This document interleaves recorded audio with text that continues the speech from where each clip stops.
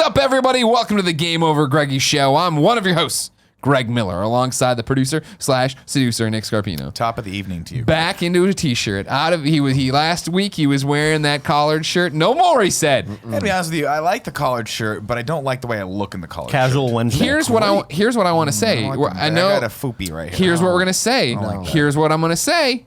Is that you looked really good in this shirt yesterday and last night. And I know what you're talking about because I took photos of you last night. Yeah. And I was like, oh, he's not going to like it if he has the little gut. The gut isn't like it was. You've lost weight, sir. As you know, it's been widely publicized now. A lot of mainstream media outlets pick this up. I am in a Jackman off. You are in a Jackman with off. at Darren Braz on Twitter. Sure. He has challenged me to a Hugh Jackman off to see on our anniversary, January 5th. 2018? 18?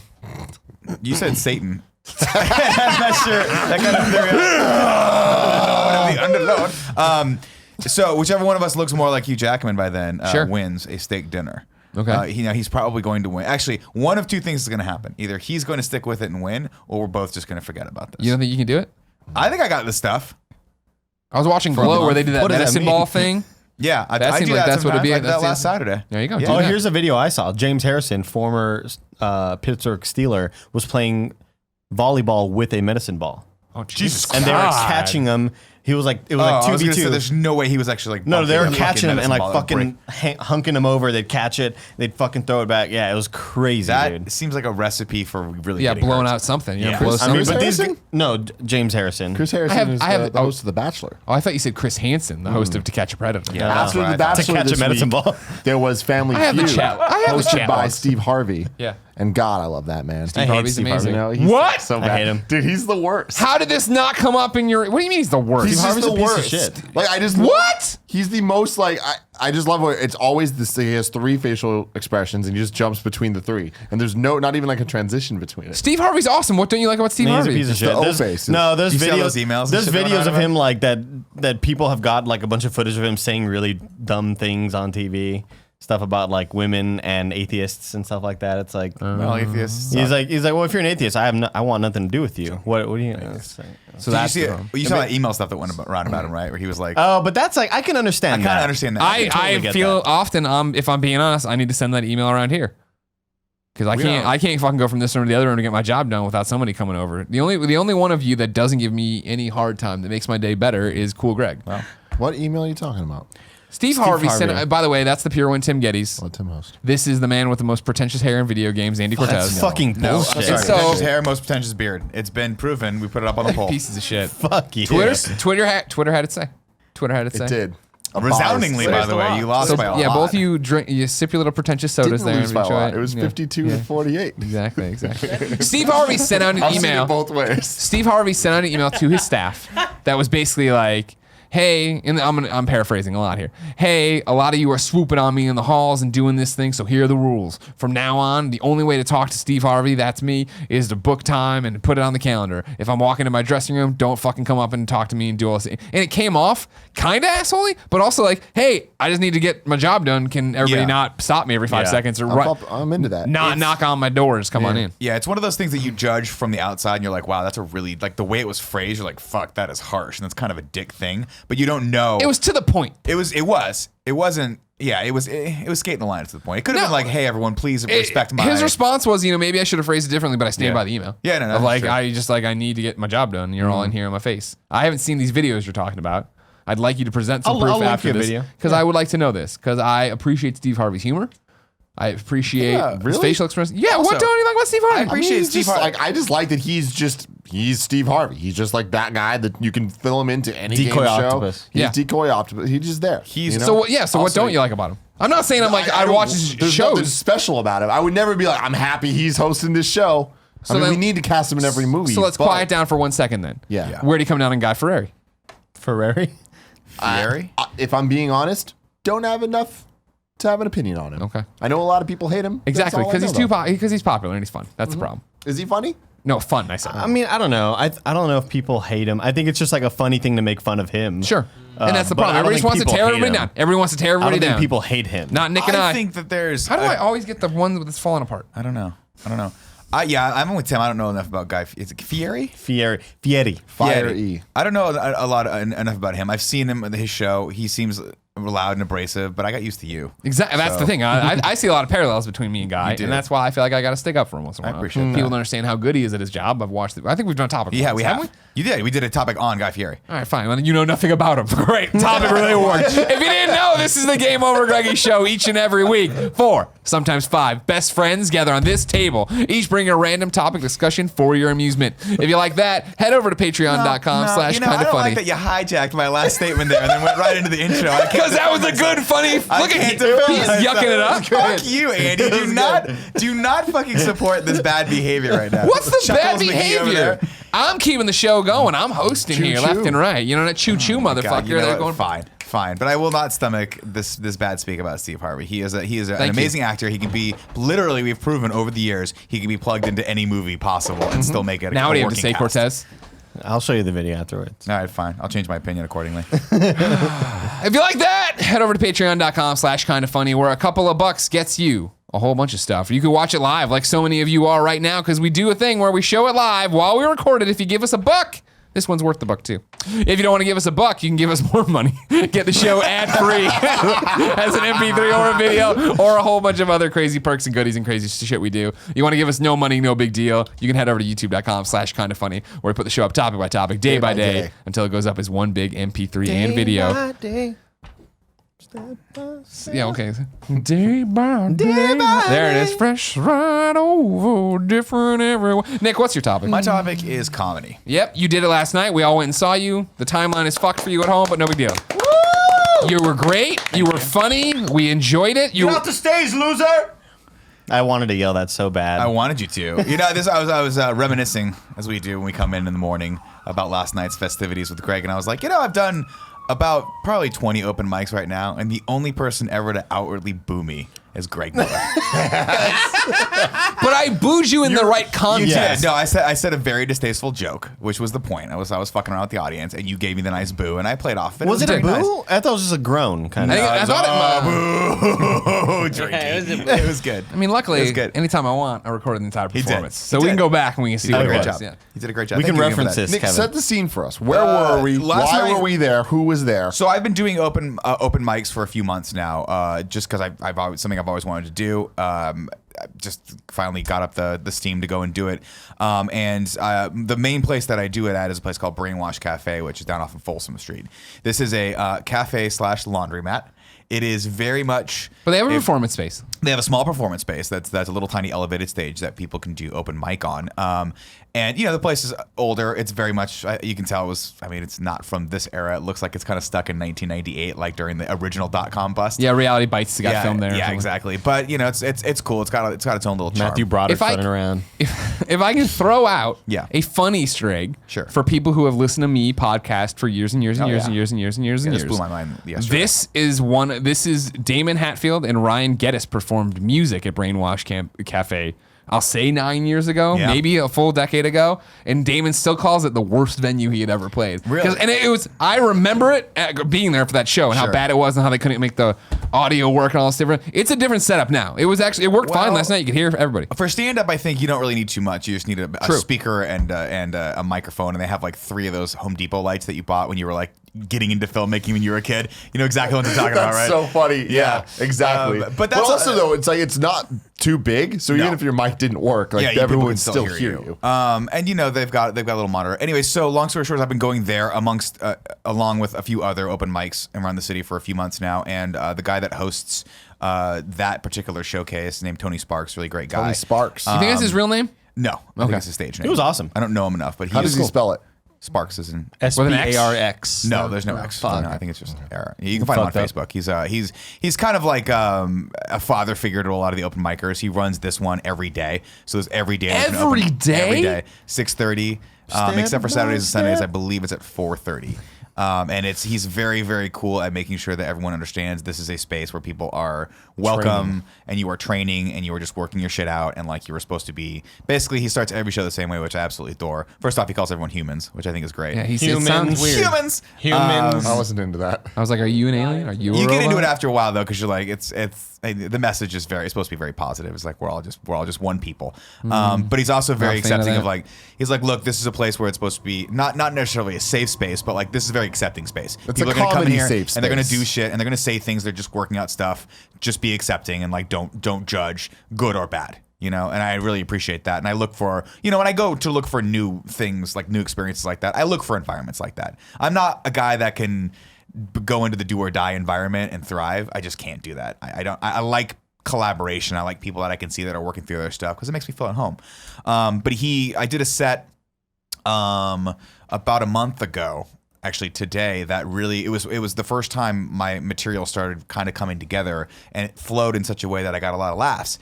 And when I came off stage, he was like, "Yo, that was really, really that was really good. You're really coming along." I do a showcase the last Tuesday of every month called Cookies and Comedy. It's basically the same thing it's what you guys saw last night. He picks 5 to 6 up and coming comedians, just new to the area that no one's seen really before, haven't been a part of the showcase, and we get to go first. And you invite people and have fun. And obviously, I to be honest, stacked the deck in my favor a lot on this one because the entire front row was you guys. It was you guys, my wife, my buddy Scotty that came up he was just randomly in town. Big Dick Scotty. Yeah, Big Dick Scotty. So you guys all came and that was awesome. And it was great too because last week I'd done the same venue, roughly the same time, and completely bombed. And then I was like, fuck this. I'm going to come back the next day and do it again. Because I'm like, I got to just jump right back in, right? Yeah. Get back in the swimming pool. Get in there. And I did it again and I failed even worse. And I was like, this showcase on Tuesday is going to be a nightmare. And no one's going to laugh. And then Kevin's going to come and Kevin's just going to shake his head. And he's going to make fun of me for the rest of my life on it. And of course, I'm giving Kevin absolutely zero credit. You guys were all fucking awesome and super supportive. Well, so what's interesting to me is I said this in my Instagram post, but like I think us being there was to your detriment. Where I felt like it really felt like you were kind of leaning and like feeling the need to like look at us and like make jokes to us. Sure. Whereas like I thought you fucking killed it. Thank it was you. so 100%. impressive. You were awesome. Thank you. And like seeing all the other people, I mean, to be honest, I was impressed by not everyone, but most people. Where I was Yeah. like, whoa, I was expecting much more of a train wreck. Same here. From this, and it wasn't. Like people were prepared, they knew what they were doing, and they worked the crowd, and it was just like. It's always a hard thing, especially when you're in a small space like that, where as an audience member, you still kind of need to perform. Yeah, you Like- need to give back a little bit Yeah, as far as it's- energy wise. Exactly. That can be the problem. Like last week, the thing I noticed was that I went on. So to put in context, you go there at 6. The showcase started at 6:30. I think I went on around 7:15, which is right around the time where that particular audience was warmed up. You guys were like, okay, we're into this. Everyone had a couple drinks. Everyone was having a good time. The girls had everyone- far too much canned wine. The girls had a lot of canned wine. Speaking of which, canned wine, never a great idea or a great idea. Great idea. Depending on how you look at it. So that was great. But the week prior to that, I think I'd gone on at 9, and it was everyone was tired. Because the other big problem is when you go to these open mics, it's all comedians, and either they're all just waiting to go on, or they're all waiting to go on, and they've heard your set already. So imagine trying to workshop your jokes in front of an audience that doesn't like they're there to support you, but honestly they're just there to go on and have already heard your set 5 times. It's very difficult. That's actually one of the from what I understand, that room at Brainwash is very, very difficult for the most part because you don't have outside people coming in. It's not like it's a bar. It's specifically when people go there, it is to just tone that craft. So that can be very, very fucking nerve-wracking and completely demoralizing. Well, so it was interesting to see kind of go from the showcase where it was the 5 or 6 that they had, and I would say that at least 5 of them were very solid. There was one that I was like, all right, cool. Still this working is through stuff, yeah. Definitely the weaker side of this. But I still I appreciated that they still really gave it their all, and like even when they fucked up, like took a second, we're like, all right, cool, I can figure this out, and like kept going. Yeah. And like the room was very like, all right, and they were right there with them, right? Then once the open mic part started, and it started being the more like we stayed for maybe 4 people after Something like that, something yeah. like that, because the open mic ones were a lot quicker. Like your guys' showcase, you had up to 8 minutes if you wanted to use that, right? Yeah, so that was the other thing too, was I came in normally at that during the busier times, actually pretty much for the most part of Brainwash, you're getting 3 minutes. That you get 3 minutes to do what you're gonna do, and that's it. When I got there tonight, I wasn't sure what the actual, we wouldn't even know how much time we had because he allots kind of time. And then if you get there, it's like, I'm going to give you 10 minutes, you 5 minutes, you 8 minutes. So he said to me, I got 8 minutes. And I was like, cool. I have 4 minutes of material that I ever rehearsed. I do not know. So I went back and I made notes on all the things that I wanted to workshop, and I was able to work a few of those pieces in. But I realized that, like, and I had my wife time it when I walked off stage. It was 6 minutes, and Tony was okay. He's like, "Do whatever you want to do. This is you're fucking dead. You'll never play Brainwash again." Yeah, exactly. But that's part of the fun is that you want to challenge yourself, right? Is like 3 minutes used to be daunting to me. Now I can do 3 minutes. I know I can do 3 minutes. Anyone can do it. So 5 minutes is a little bit harder, especially when you start bombing. You're like, 5 minutes is an eternity when no one laughs. 8 minutes. I mean, I've only done. Does that still sound lofty to you? It sounds like a lot. Yeah. It does. Because I've been now to a lot of comedy shows since I started doing this. I've been starting to go, every time I'm in LA, I try to pick up a show at the store. And those guys the pros do 15 minutes. Those are their sets. And that is a long time to not be funny or to fucking kill. But like, it's one of those things where when they walk on and you see someone kill, it goes by like that. You're like, oh, I don't want this guy to leave. Yeah. But I saw this one guy that had literally, and oftentimes comedians will, like, if they do a special, if they do something else where the material's out there and recorded, they'll throw it away and they'll start over. And if you catch someone that's just starting over, it can be very interesting and very painful. And I caught that the first time I went to the second time I went to the comedy store. Well, so it's interesting. That's what I was seeing with the open mic stuff. Like once they hit that part, it was very clear they are beginning struggling with their set or whatever, and they're learning what's the best way to read notes. Should I have things on my hand? Should I have a notebook? Should I have my phone out? And I liked that everyone kind of had a different strategy. Yeah. But like, have you seen? Were there people in this showcase, or have you seen people that started being kind of awkward and bad get better? Yeah, me. But I mean, besides you, like, have you seen other people in the time that you've been doing I mean, I've seen people. This is the weird part about it. My first time I went there, I saw 3 comedians that I was like, I'm like, these guys are really, really good. Then I saw them a week later, different room, didn't get a laugh. And I was like, that's so weird. And it's vice versa, right? I've seen people that I'm like, this guy's never like gonna get it. And then a week later, I'm like, I'm laughing at this fucking guy. Exactly. The goat guy. Doing the goat joke. But I mean, honestly, I'm at a level right now where I don't really have the proper like tools to gauge whether or not someone's got it or not. And honestly, it's an art form that revolves around discipline. So if people keep coming back, they're going to get better at it. You're going to get better at it if you're good at self-evaluating and, you know, smart enough to record your sets and go back and look and see what happened and constantly generating new material. When you say you bombed, do you think that is you putting yourself under a microscope, doing all because with your set last night, I don't understand how you could fuck that up. It was good. It was, I mean, you know what I mean? Like I don't understand how that could bomb last week. I understand like when you first start and you're stumbling and you forget your punchline or something like that. That's different. Yeah. But like going out there, is it just that there's quiet and you consider that bombing? Yep. Okay. I mean, so imagine the same audience after all that. Put 20 more comedians in front of you of open micers, people that are good, some are bad, some are just like up there to tell a story, just to figure something out in their own personal space, and then go on after that. And you just get to a point where people are tired and they don't want to laugh. Now, is Tony Sparks like fucking hosting those events too? Yeah. Is he doing the laugh then? Yeah, he does that every once in a Tony Sparks laugh. He's a good dude. I like Tony Sparks. He's a great host. Yeah, Tony's been doing it He forever. created a great environment. I feel like it'd be hard for you to bomb in some spots because like he kind of makes you feel like you have to laugh. Like with some of the comedians, even when they weren't laughing, I still laughed just so they wouldn't feel bad. Right. Sure. Right. Of course, like, and I feel like Tony Sparks would. But I understand that you getting tired into that shit. Somebody's tired. You get tired, and also, and then there's the other thing too is last night, you know, I went on at 7:15, not 9:30. I had energy. You guys gave me energy. There is something to be said for walking in, and you guys know, you guys have done Kind of Funny Live now. Walking in front of a crowd that knows you is a different experience than walking in front of a crowd that couldn't give a shit about you. Yeah. Like I had nothing. Like again, when I say that the deck was stacked in my favor, it truly was because you guys are gonna laugh at me at some point. I know I'm gonna get a laugh at you guys. I know what I have to do to get a laugh at you guys, right? And the whole room's gonna feel that, and they're gonna feed off of that.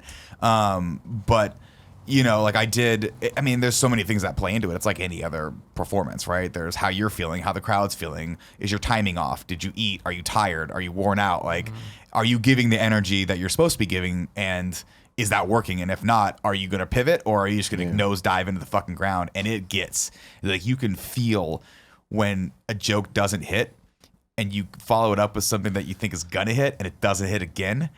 It is a palpable feeling in the air of awkwardness. Yeah. And so what, then you just keep powering on, you just keep going? You just got to, yeah. I mean, that's that's part of the. I mean, I don't want to say fun because that's fucking horrible, but that's part of the process. It's part of the leveling Get up better and every building day. It's at like it. anything Yeah, else. yeah, Like yeah. the first time you do anything, right, you're going to be bad at it, and you can 100%. either be frustrated with it or you can go, I'm just going to find something good in this Sure. and go from there. And what I've started doing is recording myself so I can see, is it me? Is it them? Is it the jokes? What is it? What can I glean from this failure that can help me kind of move forward and do it better the next time? Are you already at the point where you've removed jokes from your set, ones that didn't do well and stuff like that? Okay. There's a ton of jokes. Well, yes, but I added most of them back in last night though and retooled them a little bit before.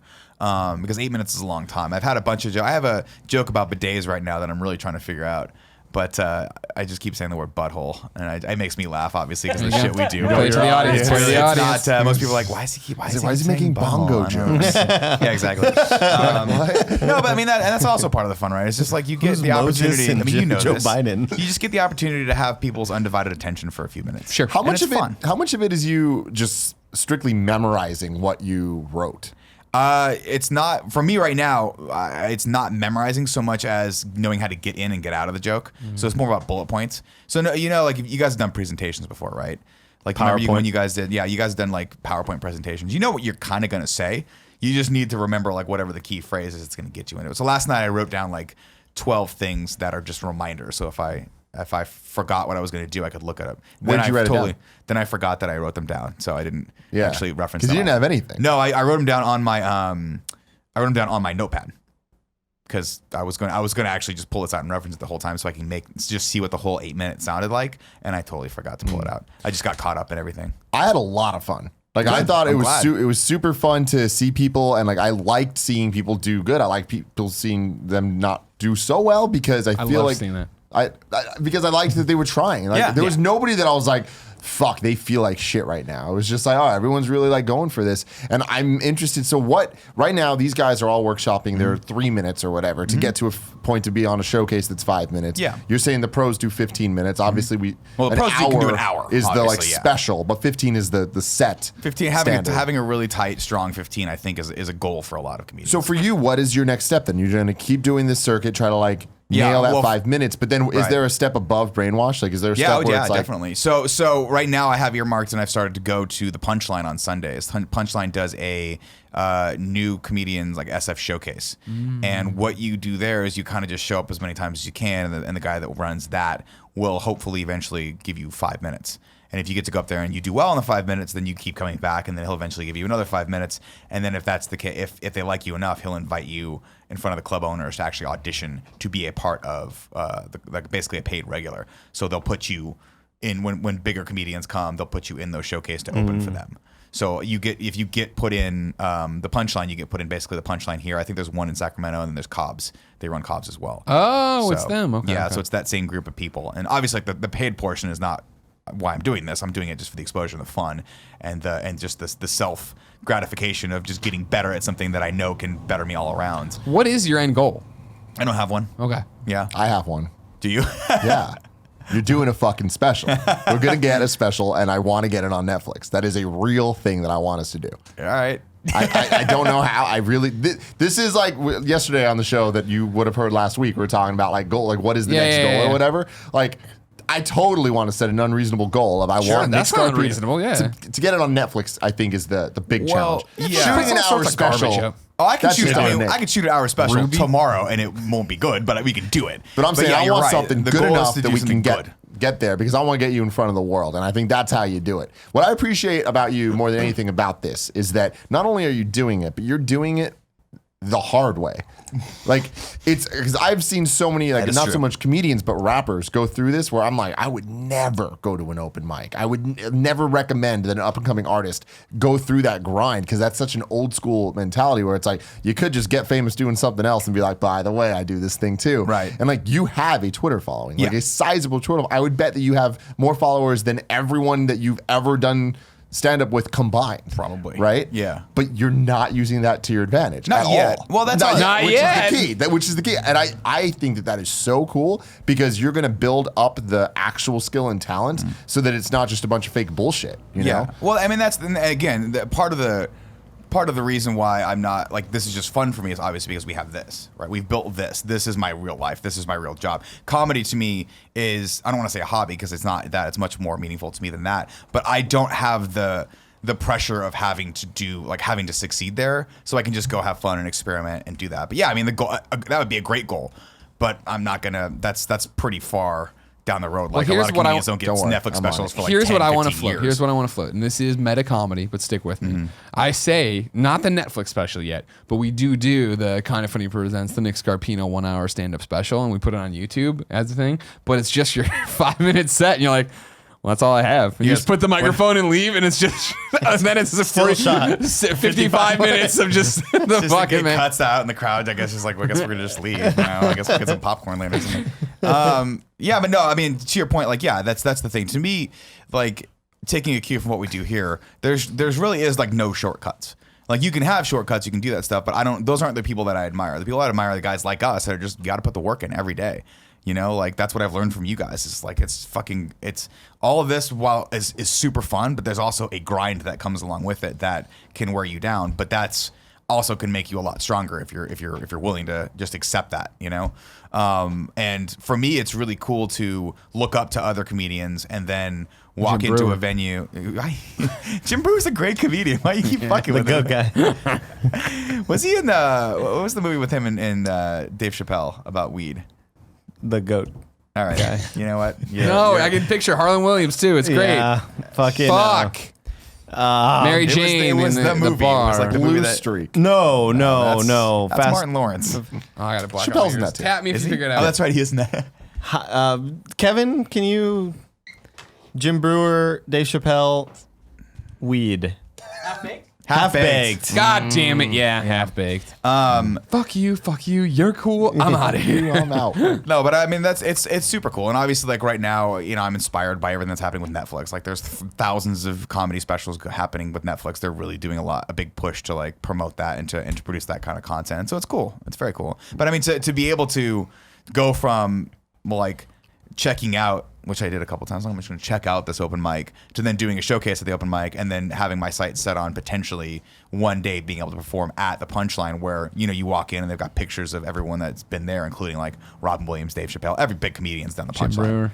So I guarantee Jim that would Brewer be- has done the Punchline. That would be a 15-minute guy. set. That would be a set. I think that's a 4 to 7 minute set for Oh, okay. that showcase. And then I don't know beyond that. I don't have the education. I'm sure that once you get put in the system and you're actually a person they call up to do sets, you do 15 minutes. We should do It could be comedy. 5. I don't know. Totally. We should do I this. tall you guys, you all are great at it. You guys. But we should do totally like all Andy it. Kaufman style, where like I'm in the crowd and I'm like heckling you, and you come off and stab me. Like, but not you like with a little knife, and I go like, pfft, I'm like spray the ketchup all over your face. Method. And we're like, good night. Method comedy. Yeah. You can do that. There are guys that do stranger shit than that I've seen. Yeah. What's the strangest thing you've seen? There is a guy, I don't know his name, Jim Brewer. but it's definitely not. I think I think we would all recognize Jim Brewer if he walked into an open mic at a live. Hey, guys. Hey guys. Have you seen Half Baked, Cool Greg? Nah. Yeah, I was gonna say he's way too. No, there are just guys that go in there and just do crazy shit. Like there's one guy that does it's hard to describe. It's like an inside meditation thing that he does, where he's like, he'll start with this, and then he goes into like a radio program, and it's just super fast paced radio, and then it just stops, and then he just like walks off stage. Wow, okay. And you're like, and the first time I saw it, I was like, what the fuck is this? And he went for all 5 minutes. And then hit on the dot, like, you know, they hold up the 1 minute sign. And he was like, yada, yada, yada, yada, yada. And then right at 5 minutes, he stops and he's like, and that's how I meditate. And then like walked off. And it was fucking like awesome. I was progressive, that was like, hilarious. prog No, it was comedy. like one big troll. He was just trolling the shit out of the audience. rush That's of just- that's the stand-up. joke. Interesting. But so, you know, that's kind of like more performance art than it is stand-up comedy. But that's what he wanted to do. That's what I'm into. That's I his like thing. that shit. That's comedy, man. Well, that's the thing. I mean, we're all performers, like every one of us here. It's just, to me, this is something I wanted to try. So, and I'm it's glad you did. Super fun. It's really cool that you're was doing awesome. it. A lot of people Thanks, say guys. stuff they want to do, and it's awesome to see you say it and then go do it. Yeah, You've been great Especially about because that, it's so though. fucking hard. Like Yeah. I admire your dedication to this because it's something that I could never do because it's just so. Yeah, you could. I like, dude. I hate sitting in the crowd, Nick. I cannot be up there. You're funny as fuck. You guys are all funny as fuck. Being- you guys all have it in you to do Being this in the if you crowd, wanted I to was do this. so worried of having somebody bomb because I just can't do it, man. See, but at the same time, like you even you, I'm impressed by you because I know how you are. I know how uncomfortable you are and awkward you are with that shit. But then when all the comedians gave Andy shit, all of them, they all singled you out, and you were fucking right there, man. You gave them exactly what they needed. I did. You know? Well, I mean, I want to help them out. Yeah, I'm trying to help them out. Though. Yeah. But that's they also great. picked on your wife a lot. Oh my Oh god! my god, that made me single- so happy. I'm sure she hates hated that. it. It was great though. Oh man, I love my wife to death, but she has a fucking huge target painted on her head when it comes to that kind of thing. Their comments were the most astute things I've ever heard. So there was a really big chubby guy who started hitting on him, and he was like, "Maybe you can get me a job," like because she was you just look all like like you prim get and me a proper. job. There's a lot of people that were like, they just kept saying that she looked very employed. Like She was like, you're really gainfully so employed. Yeah. It's hilarious. And the one dude at the end who is just in all black. He's got like this really scraggly beard. He has like a beanie on, and he was like, "Don't give me that look. Don't like." Okay, you have a job. Like, don't fucking be so high and mighty. Like, that was one of my favorite parts. yeah, those guys. It was a good set, and God bless my wife. She was a good sport about it. But when I got home, she's like, "That's why I hate comedy clubs. They always pick on me." I was like, "I know, I love it. I love it so much." Well, when you sit that close, I think we all knew. We're like, know, here we go. hard. It's gotta go. There are any front row of any club is going to be a different experience, right? Comedy club, strip club, you're getting that unique experience something for unique, sure. yeah. And my wife got that in spades last night. Andy, you could totally do it though. Nah. You could. 30-second reviews, man. Dude, that's your character. All you have to do is get up there. All you have to do is not be afraid to fucking bomb. I would That's need it. like people who follow me on cares? Twitter to be in the crowd to You can get it. that. You can get that though. To get it.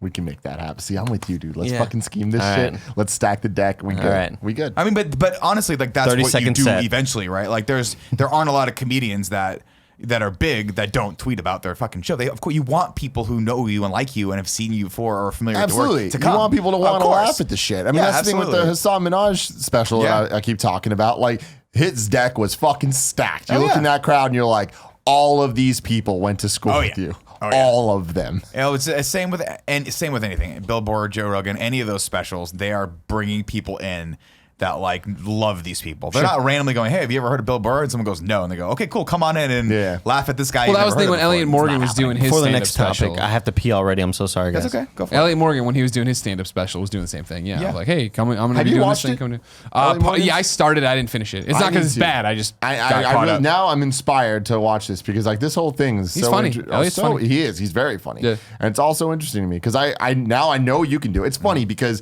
me and G have been watching a Yeah. lot of stand-up comedy on Netflix and HBO over the last couple months. And there's so many times where we're being the armchair critics of it and we're just like, you know, I don't like this or I do like that or whatever. And it always comes back to like, do you think you could do better than that? It's gonna happen. And I more often than not throw you out there. I'm like, Nick could do better than this. Like this is before you even do it. I'm like, no, Nick could do it. And there was a question where for a while she's like, I don't think you guys can. Like you guys are good at what you do. Right. But I don't know that you can do this. And last night she was like, fuck man, like Nick can definitely do it. I mean, even at Kind of Funny Live, she was just like, holy shit, she definitely could. And like I'm convinced you could do it too. Oh, you could. You Very all could. You both easily. could. You both I think could. If you I'd wanted be to, you guys different, though. but you guys have the mentality of like, if you wanted to do something, you figure out how to crush it. You figure out how to do it. You Yeah. both do. And that's something that like inspires me like throughout beyond fucking belief is like, I'm like, I know that if Greg Miller wanted to do this tomorrow, like you would not do what I had to do. I have to do this thing where I have to like slowly dip a toe in. You would just say fucking go up on dive stage. in. Go You would for literally just be like, cool, I'll just do it open mic tonight. Go up on stage. Like, What's up, everybody? Yeah, So who's exactly. heard of my dog Portilla? If you Right. don't know about this big, here's what happened. But So like- last night I'm having sex, and we put him on the ground. We say go to bed, but we forgot, of course, that he doesn't have a bed in the bedroom. So what did this idiot do? Walked over there, peed on the ground, started rubbing his face on it. Had to stop having sex, take care of this dog. That's my time. See y'all later. Done. I mean, seriously. That was excellent. No, That was good. could definitely that was do good. it. All right, fine. Cool, Wanna Greg, do it? sign me up. Let's No, go. I'm good. I know it's one of those things where it's just, I watch stand-up specials. I Sure. feel like it's a weird thing to say.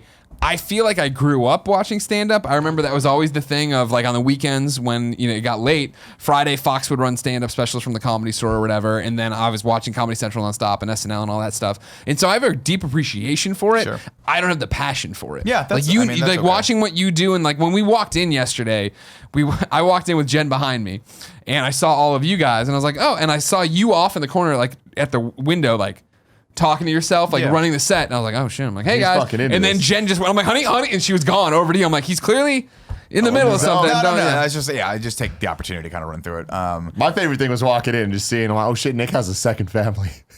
all those Everyone guys. here is there, dude. Like fucking Tony Starks, he's all about you, man. He's a Starks. great guy. It's interesting. It is weird though, interesting that it's a clique thing.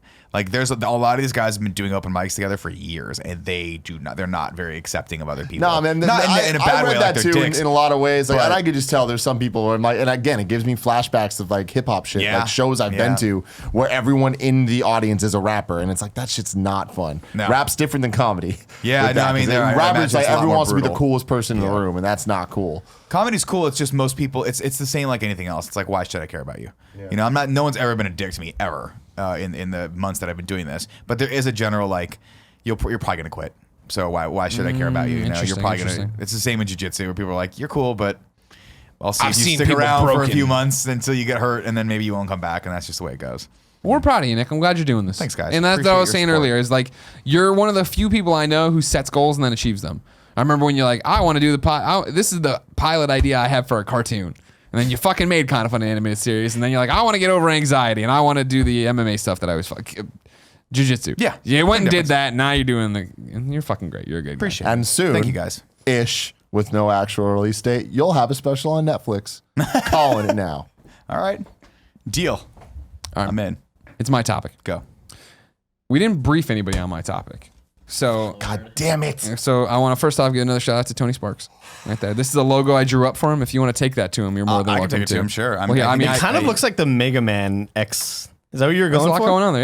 Yeah, it's got some video game influences Okay. going on. Ladies and gentlemen of the Game Over Greggy show, I love comic books. And here's what I want to do: is we're gonna. For a long time, Tim. Don't give me that eye. Don't give me I'm the just side eye. worried. These topics, they're always either. Go for They're it. always great. I've had a long gestating idea for a business. Okay. I will never actually go and do this. I already have kind of funny. I'm too busy. Give it to Crush on Nick. it. He'll do it. Exactly. Good point. And your that's goals. the difference between me and Nick is I have this long gestating business idea, but I'll never do it. Nick would already have had it for it. He'd be franchised and he still would know it's different stuff. So today what we're going to do is perfect my business model and then anybody else can just go and run with it and they can do whatever you want. All right? I like this. We're going to save comic book shops. Oh, interesting. I love comic books. Comic books are amazing. Yes. Comic book shops equally as impressive and awesome. it. Okay. However, I feel terrible as a digital only person who walks into a comic book shop, doesn't buy anything. I feel that I'm part of the problem on why comic shops are going out of business. I feel the other part of the problem on why comic shops are going out of business is that people complain, comics, I'd love to read them, they're too expensive. I don't know where to start. All these different things that keep people away from the medium, even though you can go get them digitally real great, but I don't want to hold the book, whatever the fuck your problem is. So what we're going to crack today is what my idea for a comic book shop has been for a long time, and I've moved it now to the 2017 age that we live in. But for a long Fidget time spinners. would be, I'm not even going to dignify that with a response, except that you sicken me and I hate you. I walked by a comic book shop 2 days ago. All they had in the front was fidget spinners. No lie. Which Keep comic shop going. was it? Cards and Comic Central on Geary. That's where I grew up. It's great. I understand. No, I'm not knocking that part of it. For the longest time, and I'm talking about back into college, what I've been trying to wrap my head around as a business model is a comics library. A comic shop that would get new issues in and get trade paperbacks in and everything and have them as a library. You don't check the book out, but you come in and then you pay a membership fee, a comic club of some kind, and you get to read unlimited. We have nice couches. It's kind of like Isotope, how they're like the comic lounge. Sure. But I'm encouraging you just to come in and read shit. Right. You pay a You're just month. embracing what people are going to do naturally, which is just want to thumb Exactly. through until they're done with it, put it back. Exactly. And walk out. There's a monthly fee a year. Well, that's not. I'm worried. I'm probably weekly would make more sense or whatever. Maybe it's you just charge every time. There's no membership thing, and maybe we figure out a discount card. You know what I mean? But what Rewards. my problem with this plan was, of course, is like it's going to be hard to manage these people. You have shitty kids coming in fucking up the books. People are going to be stealing. And so then for a while it was like, well, you got to turn over your ID, but what am I giving you to get back? Am I there checking it? I like the idea that you have two comic librarians that are there on They staff. need a fun name. Yeah, I know. Well, that's what we're Jimmy gonna- and Olsen. No, we're not naming the people. We're naming the role. Job title. The job title. The job title. Sure. Job title. Jimmy and Olsen, the comic book liaisons. The librarians. What shouldn't they be called? Librarians, like the cosmic librarians. Ooh, cosmic librarian's not bad. That's like Silver Surfer, right? Stick with me. Yeah. Well, yeah. Okay. It's like that. Is it from Silver? Is it not from Silver Surfer? Well, Is it from he's multiple with things? Galactus, of course. Well, cosmic is just a thing. He's not Silver Surfer isn't the cosmic librarian. No. There aren't there like Kevin? Aren't there librarians? You think of the Silver Surfer? Washers? No. Cosmic librarians? There are librarians, but cosmic. Don't worry about it. You keep going on your flow. He has like the cosmic. No, it doesn't matter. He has the power cosmic. I understand that. The power. So Cyclops. where I've brought it into X-Men. here's the first time where I feel like I've had a eureka moment with this business plan is the fact of we have trades there. That's all there. They're labeled. That you can check them out. Maybe I don't know. That part I haven't figured out. Okay. But more importantly, we have a bunch of iPads, and rather than have to do single issues and get them stolen that way, we have the iPad, and so I have maybe a menu showing you what is on every iPad, and you come over and you turn in your ID that way in your membership card, and I hand you the iPad, and you just walk and sit down anywhere there. And then you read the digital version? Yeah. Not striking you. I don't know not about striking this you whole fancy. plan, Greg. I'm just trying to get. How do we figure the single issues without having them horribly damaged and destroyed? It has to be digital, and you have to be digital because that's just the way it's going to have to go. You can have physical copies there for sale, I would say, but you have to. This whole business plan, it doesn't sound good to me. Okay, where are my pain points? The pros of it are the fun of a Borders or a Barnes & Noble of just hanging out, picking up things that you wouldn't necessarily buy, but you're just going to look at and hang out for a while. Flirting with the Your boy target behind the counter. audience is a bunch of high school kids, right? Yeah. That's the problem. High school kids, they ain't got that money. No. See, my target audience is more our age bracket. Well, definitely this body type. But I would say something like, 25 to 35, where I don't want to collect comics. I'd like to. No. That's the problem. Why would they leave when they have Why all would of you this? go over there? Huh? Why would you do this? The social Good experience. question. Good question. And I don't want. Okay, come on. We understand it's a good question. Oh, okay. I want the experience, the camaraderie. I want to talk to people about the books I'm reading, and I don't want to pay face value for these books. I want the Marvel Unlimited plan. And like what you're saying, why would I go there? Well, like why doesn't anybody? Why? It's such an empty excuse every time. Oh, I love comics, but they're too expensive. Whatever. We got a million ways to read comics that not have What you're talking about already exists at Barnes & Nobles or Borders. What's the one near IKEA, Kev? Well, they're both the same thing. they're all It's Barnes the and same Noble. thing. It's the same thing. Borders. What do you mean? The same idea. Yeah, Exactly. but the difference between the Borders though is that you can't Harrison go back and Barnes. get every back issue of something. Right? They have don't a shit ton. They have a lot. Like there's the Border or the Barnes & Noble's near in Emeryville. Yeah. It's in the corner, so you're not embarrassed if you're just sitting there reading. never No get one's going to embarrassed. kick you out. You can just do this whole thing love for that. free. But again, here's the other revelation I've had. What if we start serving coffee or Pizza. beer or whatever? Yeah.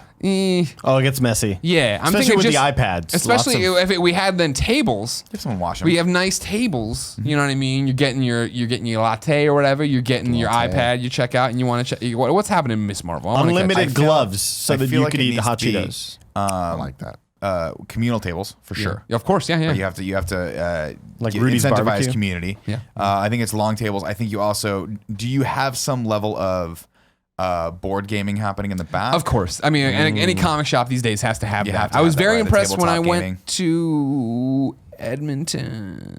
I want to say it was right, and I went to the comic shop there, which name escapes me. And in the back of the room, they had that whole board gaming setup. You know what I mean? All Right. the long tables there. Edmonton But comics. all the kids were playing. Yeah, nice job. Thanks. Okay, good job. Thanks. All the kids there were playing one of the DS Pokemon games or whatever, and they were having some tournament. Good for them. Pokemon. Yeah, Cards of Comics Central growing up. What really got them? I mean, they have the comics, obviously, Sure. but it was the Pokemon cards. It was Of the course. Yu-Gi-Oh! That's every comic shop. Magic. They would do all the tournaments like almost every day in the back. And then eventually when handheld gaming got to the point that it was a bit more multiplayer focused and competitive. I mean, obviously when Pokemon was blowing the fuck up, that's where you got your battles on and all that shit. Sure. But then going forward from there, it's like, the Monster Hunter and all that stuff. They always got things going on. I feel like that's important, but then at the same time, there was the boom of the internet cafes. Yeah. And then those kind of exploded and then those died down. Now they're way more specialty, and it's kind of what you're talking about. Yeah. So we need to figure out how are we actually going to get people to come to this thing and pay money to do it. Sure. Enough to at least pay for the building, Right. all of the random ass bills and shit. Sure, Like sure. The electric bill and internet bill, Right. and you're gonna need good internet and all that stuff. You need to pay And then you need to pay Olsen and Yeah, Jimmy and Olsen. Jimmy and their Olsen. salaries. I don't know. It's interesting they took the job and let me rename them, but yeah, okay. Yeah, I don't know. I think it'd be hard. I think this whole thing works better as a Patreon. Stand-up Where comedy. it's like a club that you meet up. Maybe it's a Google Hangout with people. See, I don't buy the idea that brick and mortar is 100% dead. I think everything is cyclical, and I think honestly right now, I have a feeling that like every generation, whatever was cool in that generation is not cool in the next one, right? So right now we're in the digital age where like millennials don't want to leave their house and they don't want to like actually talk to each That's other the unless thing. they're texting each other. And that would we could make it cool. But I have a feeling that that's going to swing. The pendulum's going to swing back, right? I have a feeling that at some point people are going to yearn for that more, like that physical contact with people, and that's where places like this can come in, right? Yeah. Like you're still seeing coffee houses are still that for people, right? They're that area where people can even if you don't know anyone, you're still going to go to be around people and do your work. Like how many people do you see doing work at a coffee shop? You don't need to do that, but you do it because you want to be out in public and be around people because we yearn for human contact. And that's the thing is, I feel like you'd go there and like what's getting you out is being able to talk to other people at Yeah. comics if you want to. Getting out of the house is always nice. You know what I mean? Just going chilling out in a nice chill spot. And then it would be the fact of the librarians are there in the way of, hey, I want to get into comics. I don't know where to start. What's a good Spider-Man? You know what I mean? And like rather than it be, oh, there's these million things. We're out of stock of this trade and we don't know that thing. We have them all. You know what I mean? You come in, I can give you the consultation right away and tell you what you should be reading, what you shouldn't be reading. Yeah. Jumping I think a key thing that has to happen for this to work Sure. is it needs to be 24 hours. Wow, really? That to that's a me, I good think that idea. is the difference maker. That it's not just a Borders or a comic book shop. Can you pay for the utilities? and though? that's the problem. But lights, it's doesn't matter. well, you can pay for 24-hour lights. coffee shops that's a destination event.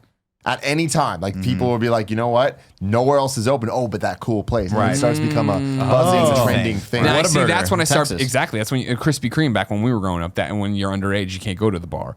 That is a good point. That's when we would get these kids in there and start teaching them about comics. Yeah. Not having to be little shitheads though. I don't want any shithead kids here. No There's shitheads. going to be some shitheads. I know. We'll have to get But rid you know of what? them. You got to teach That's them. why Big my sign says no we'll shit. murder That's all why the my change them. security guard, Cool Greg, will be on the staff to make sure. So nothing Cool happens. Greg, Jimmy, and Olsen. Yep. Exactly. Yeah. 3 That's it. employees. Exactly.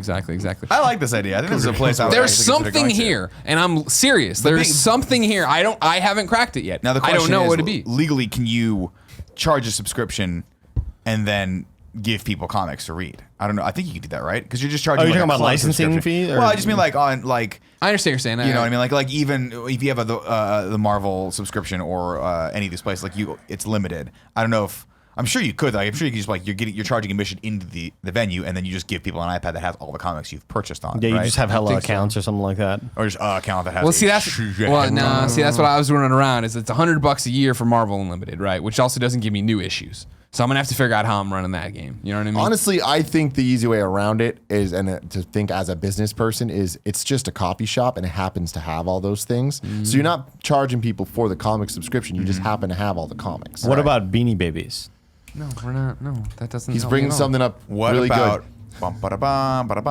Pogs? Bring that shit back. Tassos. We called them Tassos back in the day. Like, So you can go read. nobody You called could them go Tassos. read comics, play little Tassos, use your slammer. We used to have the make your own Tasso, and mine had Razor Ramon. Oh, nice. That's a Yes. good Tasso to have. Yeah. Okay. You That's could like print shit on there. So. See, I love specialty coffee shops. I'm with Tim on this, right? Coffee has to be great. I want it to be about coffee. No, it's not gonna be about that's- coffee. it needs to be about if coffee to if make you the got money. an all night comic shop open, you got to serve them caffeine. You got to. Well, sure. There's gonna be coffee there. I'm not saying it's got to be. I don't wanna deviate the from our- centerpiece. I'm saying though, like people need to be able to eat and drink and have Yeah. fun and like not in a I'm making you food, but in a hey, here's pastries that are left over from Macadamia yesterday, nut let's go cookies. donuts. Well, things no, I that. like again to go back to that movie, The Lost Arcade or whatever. Right. When they closed out the arcade and the other guy started his fighting tournament game shop or whatever, which is just consoles and stuff to come play.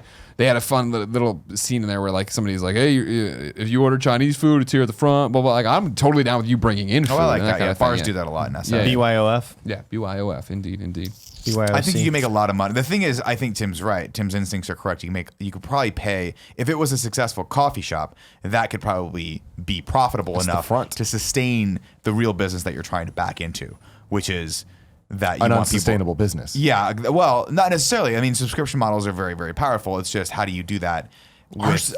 Are they? Are physical location-based subscription models? It's. I mean, what? I'll give you this The one Shriners this Club. example. Not the Shriners Club. Sorry. I'll give you the example of 24 Hour Fitness, right? Yeah. People have memberships to these places every month, myself included. I haven't set foot in a 24 Hour Fitness in 6 months. Same here. But there's a difference 3 though, months. where there's 24-hour fitness everywhere. So it's like there's Sure. that thing in your head where you're like, well, even if I was at my friend's house, or even if I was on vacation, I could still use it. Yeah, no, that's true. But there are other gyms that aren't like that, right? There's an SF Fitness, so there's only 2. Yeah. So you have, I mean, people more often than not don't, if they're not traveling, they just pick whatever gym's the best price that has the training and the weights that they want, and that's what they go to. And then again, back to my prior point, they don't go. Yeah. They just get gustoed out and be like, I'm going to do this and support this thing, and then they just end up not going. I'm not saying we wouldn't want people to go, but that is a benefit of Well, that'd be the having thing a of place like that. we'd have like the subscription tiers, right? You know what I Right. mean? Of a week, a month, a year, and make the year so attractive that you buy it just on. You gotta do it, not worry about it. Yeah, exactly. But I mean, you don't that's what- charge to go in though. Like people just go in and hang out, right? Like you're encouraging to come hang out, but if they want to read comics, hey, here are the tiers, right? I guess, but that 'Cause, gets I mean- cumbersome because what about when somebody just leaves something out and then they're sharing with their friend who isn't a sub? I got a problem there. I mean, sure, but what if you're the only comic book reader and you have 4 friends coming with you? Are you just gonna like, no, sorry, only he can come in? Like, That's you a want, good point too. you know what I That's a mean? good point. Yeah, but It's a I don't buy weird that line. because bars have covers, right? So that's why I think you got to charge at the door. I think it's like hey, this is what this place is. It's $5 to enter or whatever, and then you get access to everything. I don't know. Maybe that's the Yeah, I model. think you need laser tag if that's the case. There's a lot of things, man. It's all the bells and Dude, whistles. love laser tag. Well, give them to me. I don't like what you're doing is saying no. I need you to say yes I'm because not. I'm telling you, yes, coffee shop. Because that's what I'm saying. Is like this doesn't work because comic shops don't work. Coffee and comics is what it's Like called. thinking about like what that's good Hunter time. and Alexis Coffix. are trying to do, Right. Where it's like it's a gaming. coffee shop, Right. and then there's also gaming and all that Good stuff. coffee, It's right. just because I feel like that all the gaming stuff isn't sustainable On its own. as its own thing. In ways that it is successful, we see with I forgot what they're called, like the Foundry, the game. Yeah. oh, Foundry. SF Folsom- Game Night, Game night. Folsom Street Yeah, Foundry. yeah. That is an idea similar to this, Right. Where it's like it's an event around this thing, but that can only exist because it's shoehorned into someone booze your else's brains venue, out. and Yeah. there's You're getting there's beer, you're there's getting beer food. and all that stuff to pay for it. I'm saying I love the idea, but as a business, I think that we're missing the key component, which is how do we make money and make it not only just sustain itself, but also get them the ROI. Right. That return on. I want trivia nights. Nasty investment. Exactly. We could have trivia games on the thing at all times. You know what I mean? Similar to when you go to the Buffalo Wild Wings. You get your little NTN machine. You play that. Not anymore. I guess you use your phone now. I'm old, but you know what I mean. Yeah. No, I I know mean, what you're talking about. it is kitschy and conceivable that you just buy a hit ton of comics and only have one issue of everything that's there, and people have to check it out like it is a library, and that's like so you come and you're like I have to wait. I mean, the person's not check it out and leave. I mean, check it out. Oh, I and know what you like, mean. That guy's got Flash number 87 or whatever it is. I want to read that. I'll wait. I'll get a cup of coffee. Wait till he's done. Ask him politely about it. Grab it. Take it from him. Sure. So there's that. The other option is if you want to go digital with it, you do what they do at hotels, which is you log in and you either have your login that you paid online, or you can come in as a guest for $5 for the next 10 hours or whatever it is. See, the digital thing is a huge turnoff to me. Yeah. It's easier to manage and control, but then all the appeal's gone. Okay. Both then. How about both? Because it's Cool. not That could that work. big of an investment to buy every You're right. major comic book, just one copy of it, right? Yeah. Okay. That is That's smart. only That is every smart. month. I mean, how many trades come out in a month that people really want to read? And then you can start backfilling the catalog from there. Where is Man, Stan we have Lee to going to buy all work? the comics as well. You just do what you got to do. You take them, you awesome. Photoshop them, then you put them together with a staple. no. I'm joking around. I'm joking. I'm kidding. See, there's a lot of issues here. Now There's a I'm lot kidding. of costs coming Issues. up. Great show, guys. Thanks for There's tuning volumes in. of Jim issues. Brewer. But having to buy all of the Goat comics, Man. Brewer.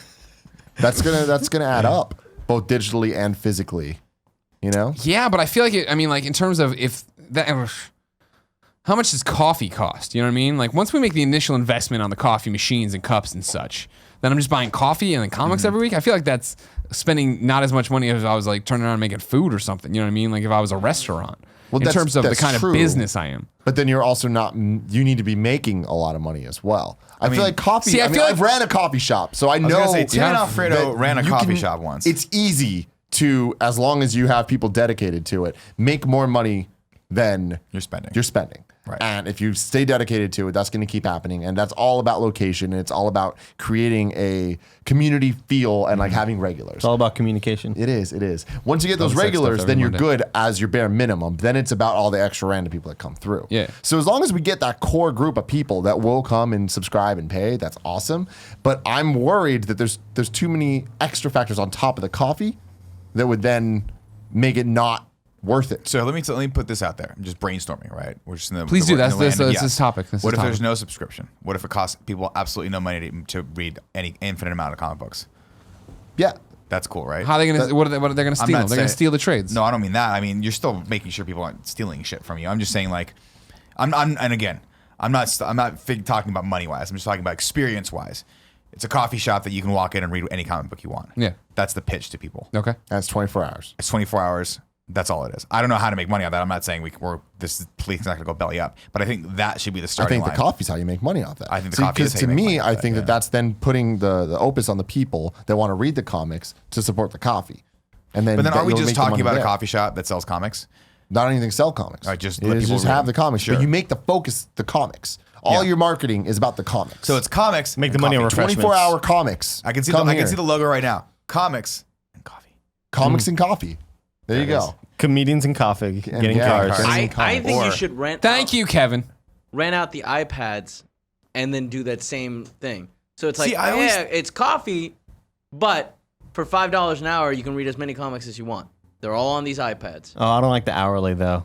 I mean, you have to restrict it somehow. I know, You know I feel what I mean? that, but on some part of And me, it I'm doesn't like, have to. It could even be $2 an hour. see, on some part An of me, hour is a long time for reading comics. it's true. You can Very read true. a shit Yeah. ton of comics in an Yeah. hour. You won't I'm just get as it far all. as me, the thing that gets me excited, and we're brainstorming. Obviously, so we've got to figure out logistics. We're in the but tree of trust. It's we are fine. in the tree of trust right now. I thought we're not in the tree of trust. We're in the tree of trust.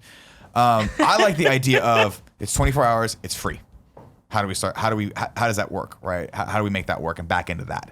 That's cool to me. That's Two exciting things. and hilarious to Two me. things. You need Bernie One, Sanders, coffee. Great looking dudes behind the counter. 2, Jim and Olsen.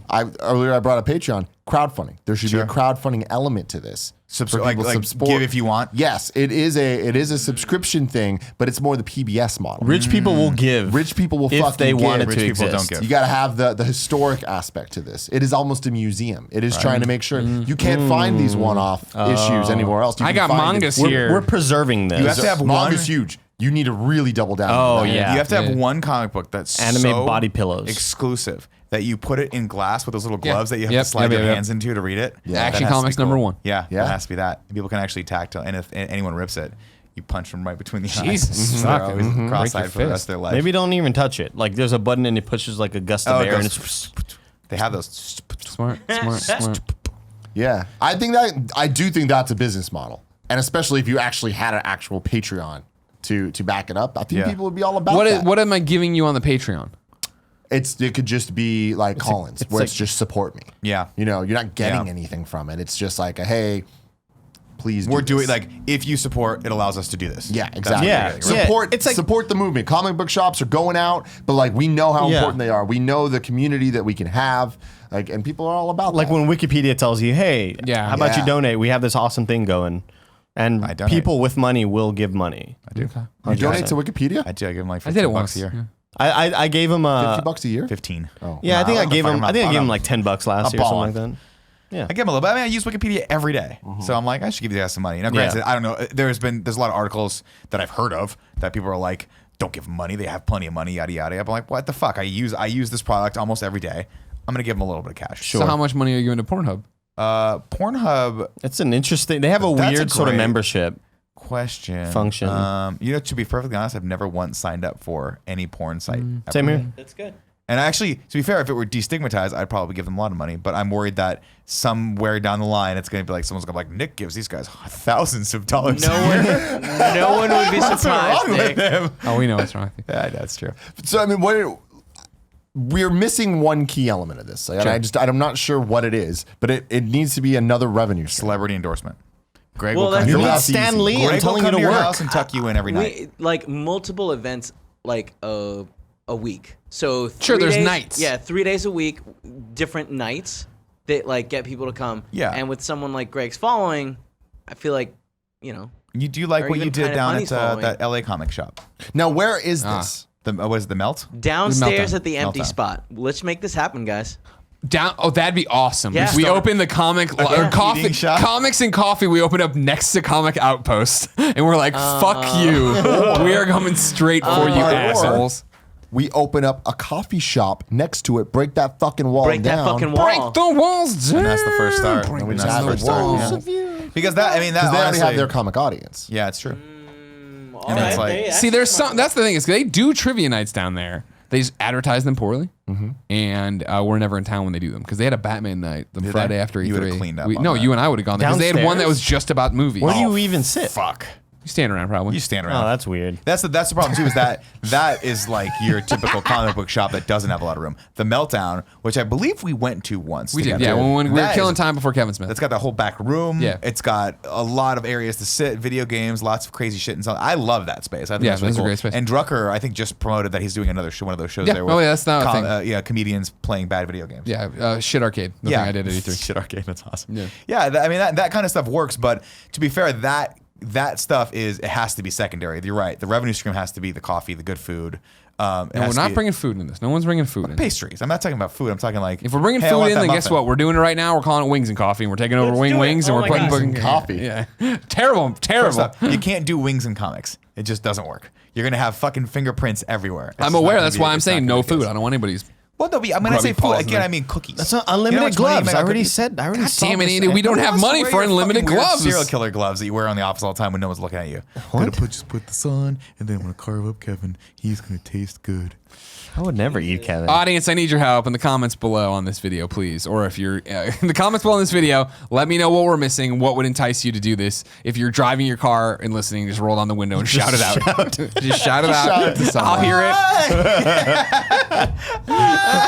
Memberships. Just shout it out. Let me know. Tim, what's your topic? My topic is criticism. Specifically, like like paid critics. Oh yeah. Or people whose job it is to be a critic. And then people whose job it isn't to be a critic, but they have opinions. So my thesis here, the statement is, I don't think people are good at being critical about things Okay. overall. Okay. So you're saying as a group, Yes. in general, the vast majority of people suck at criticizing. I think that's a bad criticism. Really? Well, we can get into that. I But don't my thing is, then there's the people that rise above the rest. Sure. There are the people that get paid to do it. Turn the crop. Greg Miller reviewing games at IGN Right. for a long time, so there is a lot of thought put into that. Gave You look layer at a 4. what 0.9. Okay. you look at what we do, which our job is essentially to just hang out. Yeah. But we give opinions. We do. and I would say that And they are critical sometimes. They are critical. But I feel like I then hang out with my friends, and one of my best friends, James Burke, has, in my opinion, one of just the worst tastes in human history. This is those a friends? dude that will watch, and he's the reason that Resident Evil made it to 7 movies, Yeah, 8 it is. movies. He's the reason that Transformers is on its 5th. Like all of these franchises, he's ride or die for. The comments are going to be like, "Oh, but Tim loves Fast and the Furious." Exactly. Whoa, And whoa. But that actually backs up a lot of what I'm saying here. I have never, and I will never say the Fast and Furious are perfect movies. They're not good movies. And it's like, I mean, I wouldn't say that they're not. They're not good movies in traditional, like, hey, you think this movie is a great movie. There's something to them. There's something undeniably enjoyable about them, especially as you watch more and more. It gets better as a series as a whole because it adds to itself and it adds to the universe that it's creating. But, like, I can't in any good conscience say that any of the Fast and Furious movies is a great movie. Like, I don't put it up in the same light that I'd put up like fucking Braveheart, or Hunt for October or Die Hard. I don't put them there. Having said that, there is that other category of movies that are just they're fucking enjoyable. They're super fun, and that's why we love those, in my opinion. So James, his quote, the thing that we always make fun of him for, is he'll leave any movie and he'll be like, guys, it's not that bad. And it's I say just that like, a lot too. dude, You know what? It's pretty good. No, it Not was bad. that bad. Not terrible. Like, I don't understand what it was about that you were into. And then James and a lot of other people will jump on me and be like, you're just too critical of everything. And I'm like, fair. But I feel like that's the point of enjoying these things, watching these things, thinking about these things. Like, if Right. you're just going to take it as it is and it's just entertainment, that's fine. But the moment that you have a conversation, I feel like we owe it to ourselves to really think about what we liked and what we didn't like and what worked and what didn't and why it didn't, especially when it's our jobs to talk for an hour at a time after we watch a movie. Yeah. Like Wonder Woman, I wasn't a part of the reacts, but I saw it afterwards and we did a little bit of conversation on it in the morning show. And it's like, I enjoyed Wonder Woman a lot. I think that from the standpoint of the DC universe, I can't believe it was as good as it was. I did not see that coming. And I think that it's a very important movie for so many different reasons in the industry, being directed by a woman, making as much money as it did. Like, there's so much different factors that go into it. However, I have a lot of issues with the movie. Sure. I thought that it was paced very poorly, and I thought that the third act was super weak, and there was a lot of problems I had with it. But I feel like me saying all that stuff, it bothers me that the initial reaction from so many people is, "Oh, you're a Marvel fanboy. It needs to turn into this or that." Sure.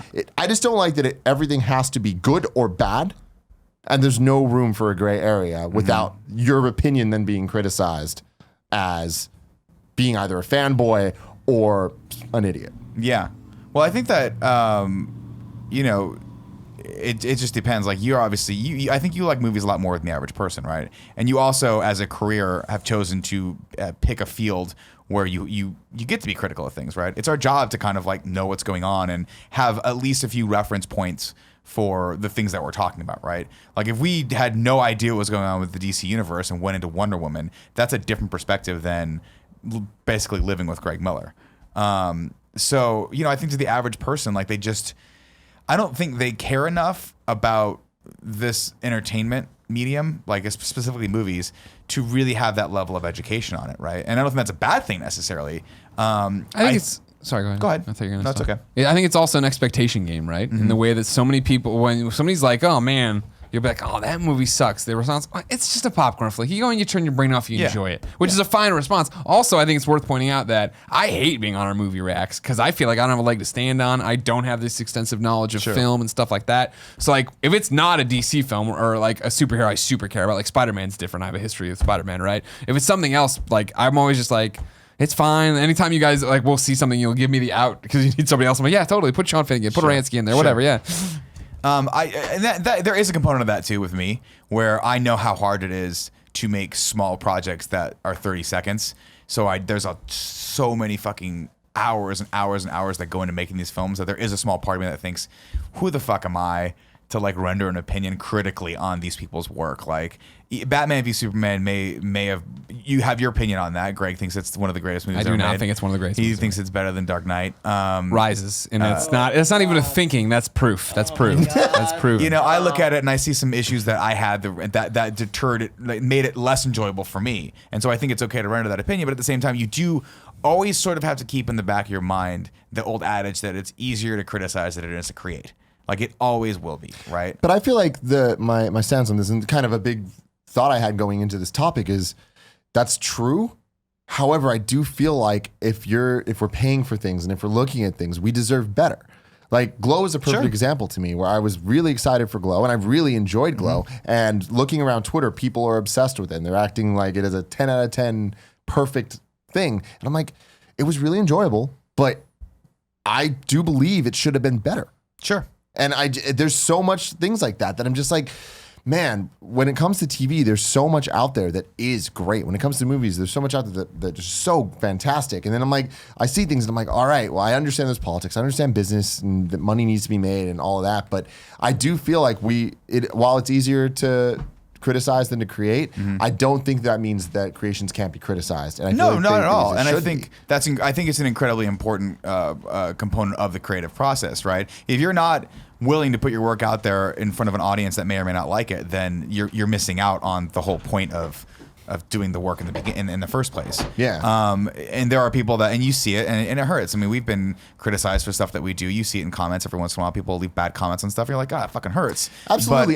But you have to just be open to that. Going from there, like we do feedback. We do a lot of podcasts and stuff. Yeah. And when we do good podcasts, I'm like proud of it. There's a lot of times where it's like, I don't think of what we do as creating. I just think of what we do as talking. And of course, there's a skill level, and I'm not trying to take away from what we do. Sure. But it's not as hard to do a podcast as it is to make a fucking Fast and Furious movie. I wouldn't went Boston and I was like, I wouldn't fucking want to make mouth. a short film unless I was proud of it. Sure, you know? sure, Unless sure. I was, and like, or even when we do things that, like, for example, the music video that we just put out, Lucy Camp's new music video. Yeah. Like, I know what went into that, and there was a lot of work.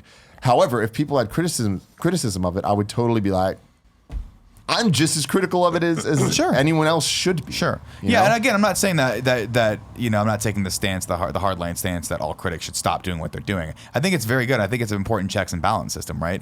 I think you have a lot of people out there that are very, very educated. But the problem with critics in general is the same issue you always run into in any medium that's being critiqued, is that it is just an opinion as well. So your opinion and my opinion differ pretty, like we like some certain things, but we like it. Even on Glow, I'm like, I'm really enjoying Glow. To me, it's not a 10 out of 10, but I think I'm enjoying it a lot more than you are, because I'm bringing different you things haven't to you it. haven't finished it yet, so It's true. I'd I'm be only on interested to episode see where it 6. fall, because I did really enjoy the show. Yeah. But I think that's another thing too that I see a lot is that I've seen this comment about all of us except for Andy. You're a little bit newer to this. And everyone fucking loves you. everyone I see fucking the loves Reddit. it. What a You're great gonna get it hire. eventually. Oh, I'm gonna get it. my Yeah. Where it's God, like- his hair is amazing. Like, oh, Nick's so high and mighty, Greg's so high and mighty. They think that their opinion is better than anyone else's. They're the only ones that matter. I'm like, no, they just believe in their opinion and they're putting it out there, right? And I think that's the thing. Like me and you, for example, there's so much that we disagree on, but I understand where you're coming from. There's sometimes I think you're crazy. Like sometimes I'm crazy. Spider-Man Unlimited. Spectacular? No, Ultimate Spider-Man. Ultimate Spider-Man versus Spectacular Spider-Man think is a you're perfect example. crazy right? for having And here's that a perfect opinion. example of why you have to take not critique with a grain of salt, but you have to understand that it is just opinion based. Is because I liked that show more because I was at that point in my life looking for a zany, stupid cartoon, and it hit on a couple levels with me because it had a Die Hard reference in it. I was like, that's awesome. It had a Die Hard reference in it. That's clearly aimed at a slightly older audience because kids don't know what the fuck Die Hard is. Like, no kid that was born after 2000 knows the scene from Die Hard that's when he's climbing through an air vent, like, come out to the coast, we'll have a couple laughs. They don't know that. Come on. That was come on.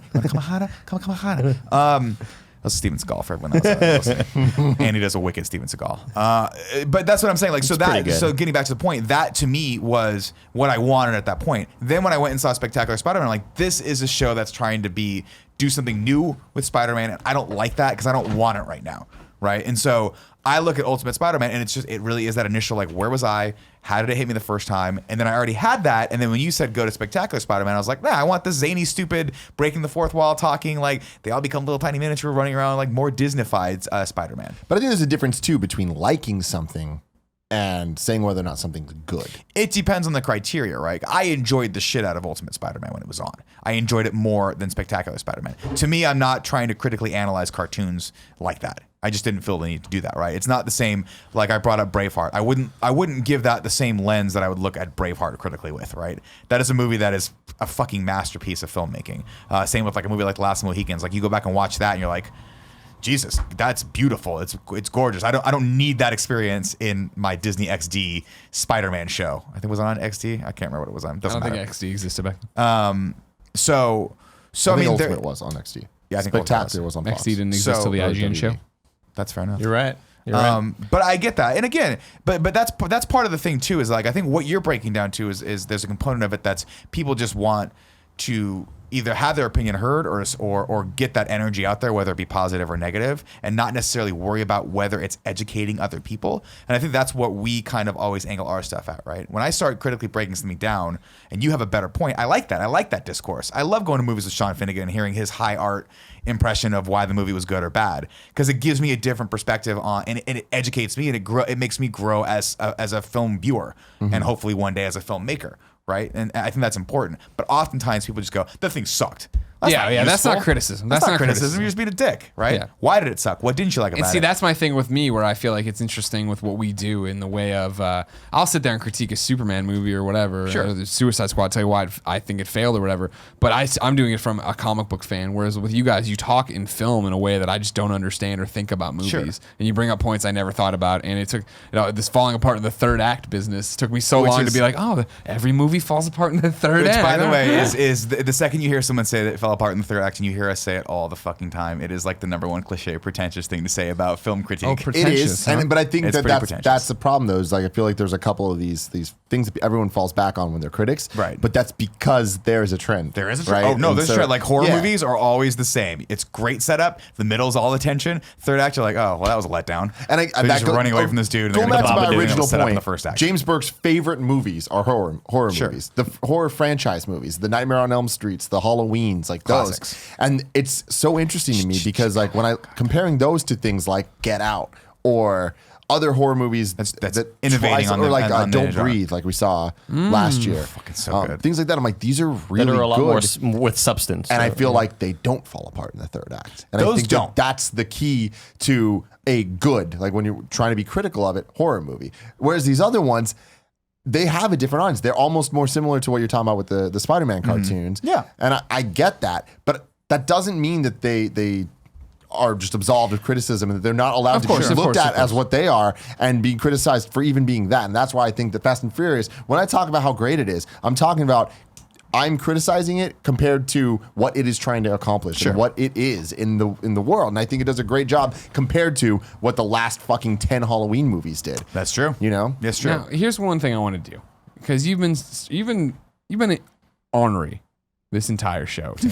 All right, ornery. Don't know what that You've word means. been angry. You've been surly. You've been doing this. You've been dragging James Burke's good name through the mud. And so what I want to do point out, how dare you? Number one.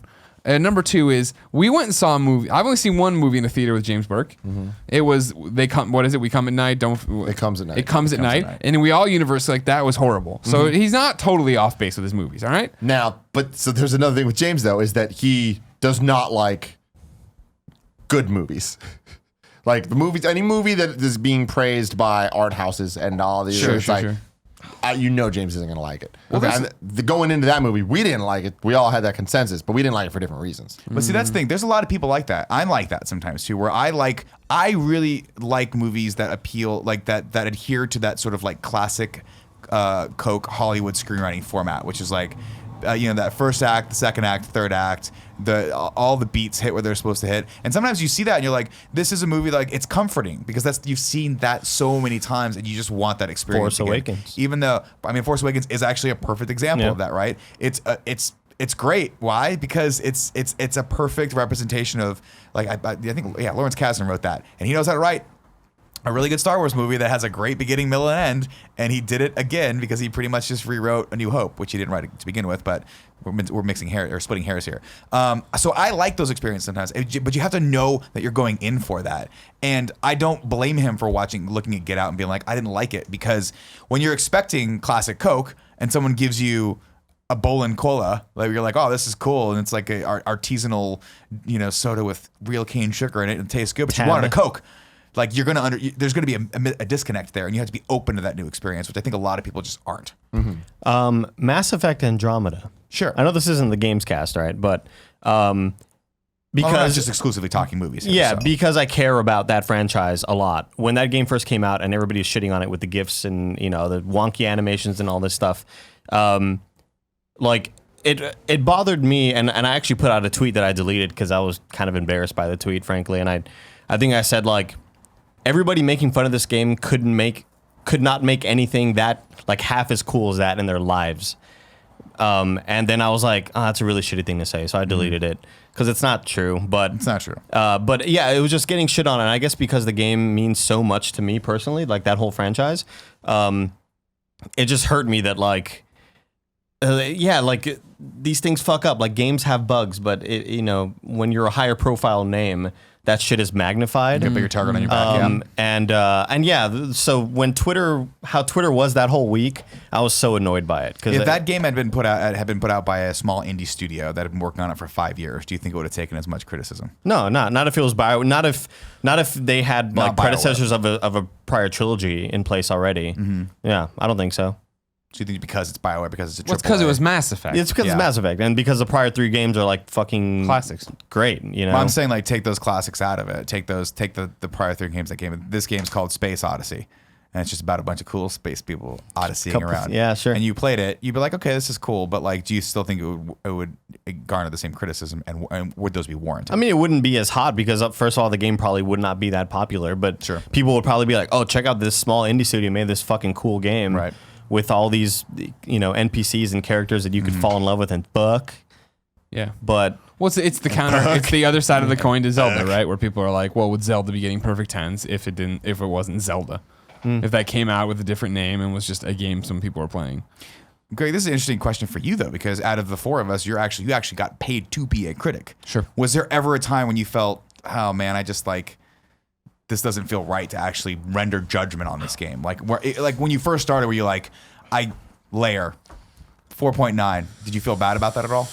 Oh yeah, you feel bad about it, but I mean, you feel bad about it in the way that like every game you play, you want to be great because you know there's an audience for that. You know people, and no matter how shitty the game is, somebody spent years and years of their life making that thing and happen. So like when you see a project not come together or something, it always sucks. But it's not like it sucks to the fact that you're gonna sit there and pull punches or not say stuff. I mean, I look back and I think I was, too mean in certain things. I think you look back at one of my younger reviews, I don't think I ever said anything about a developer being lazy, but I would definitely be like, I can't believe, how did they, like I don't know what the fuck I'm talking about. You know what I mean? That's not how it is. But no, I don't think you get caught up in that fact of it. And like, that's easier too, because then suddenly you're like, you know what you're doing, you're talking, there's not rules to it, but this is what I'm talking about, where it's like, by the time I started reviewing video games for IGN, right, I knew what I wanted to do. I'd been training for that. I knew I'd been playing forever and years. And granted, I've watched movies forever, but I've never watched movies with a critical eye. Like I try to now, right? To step up to talk to you guys on the level you do, which I can't. But to go in there and be more than just like, well, I liked it because I didn't like this, or I didn't like this character. I didn't, you know what I mean? Or what were they talking about motivations and things like that the mainstream doesn't think about, I think, when they watch a movie or a TV show or anything at that point. That's another good point too, is that I think a lot of people in the mainstream might walk out and be like, I didn't like it. Yeah, and not know why, and not sit there. And that's always my main thing of like when we come back from these movie reviews, and I'm like, it was good. Like I hate it that's what I come back and I'm like, I don't mean, it's like, why didn't I like it? What's wrong with it? Where do you go? How do you balance that out? I also hated going to the movies when I was young. Like I only wanted to go to movies that I knew for a fucking fact that I was gonna love, like a Christopher Nolan movie. And that's about it, right? Or like Marvel, when you were young, you most Marvel movies. Oh no, I mean, I guess I hated paying money and then coming out and being like, well, that sucked. Yeah, I just wasted money, And so I only went to movies that I knew for a fact that I was gonna come out with some sort of enjoyment of, like an 8 out of 10. Sure. But now I feel like we have to see these movies, right, to talk about them, and it's a little bit more. It gives me anxiety. I was like, oh fuck, what if this movie sucks? Like, I spent like $34 like on popcorn and a ticket and all that shit. That's the risk you take. Yeah. I don't know. For me, it's kind of summed up as I think I've maybe seen. I think I can count on my hands the amount of movies I've walked into a theater and seen by myself. Because what I love more than fucking anything in life is that conversation after a movie. Good or bad, doesn't matter. Like I have some of my happiest memories growing up, and even to this day, are we all walk out of a movie and it's like, even to this day, Greg will always say we start talking and Greg's always like, save it for the show. Like but I love that. I love that energy because you just want to like. I mean, that's why we talked about it when we first started this. Like, I still think we should figure out a way that Rex just filmed in the car on the way home. That'd be like so cool. That would be so much better. We have so many conversations in the car ride home that then we get here and we're like, well, we were talking about this a second ago, or like you always talk about it, like you'll take a point someone else said and feel dickish about it, but like you just did it and like nobody cares. But because I just love that. But that is what I'm talking about. It's what we're doing is being critical of it, and whether that's in a good or bad way. Sure. But and I feel like we do this a lot. Is we jump to the things we don't like instantly.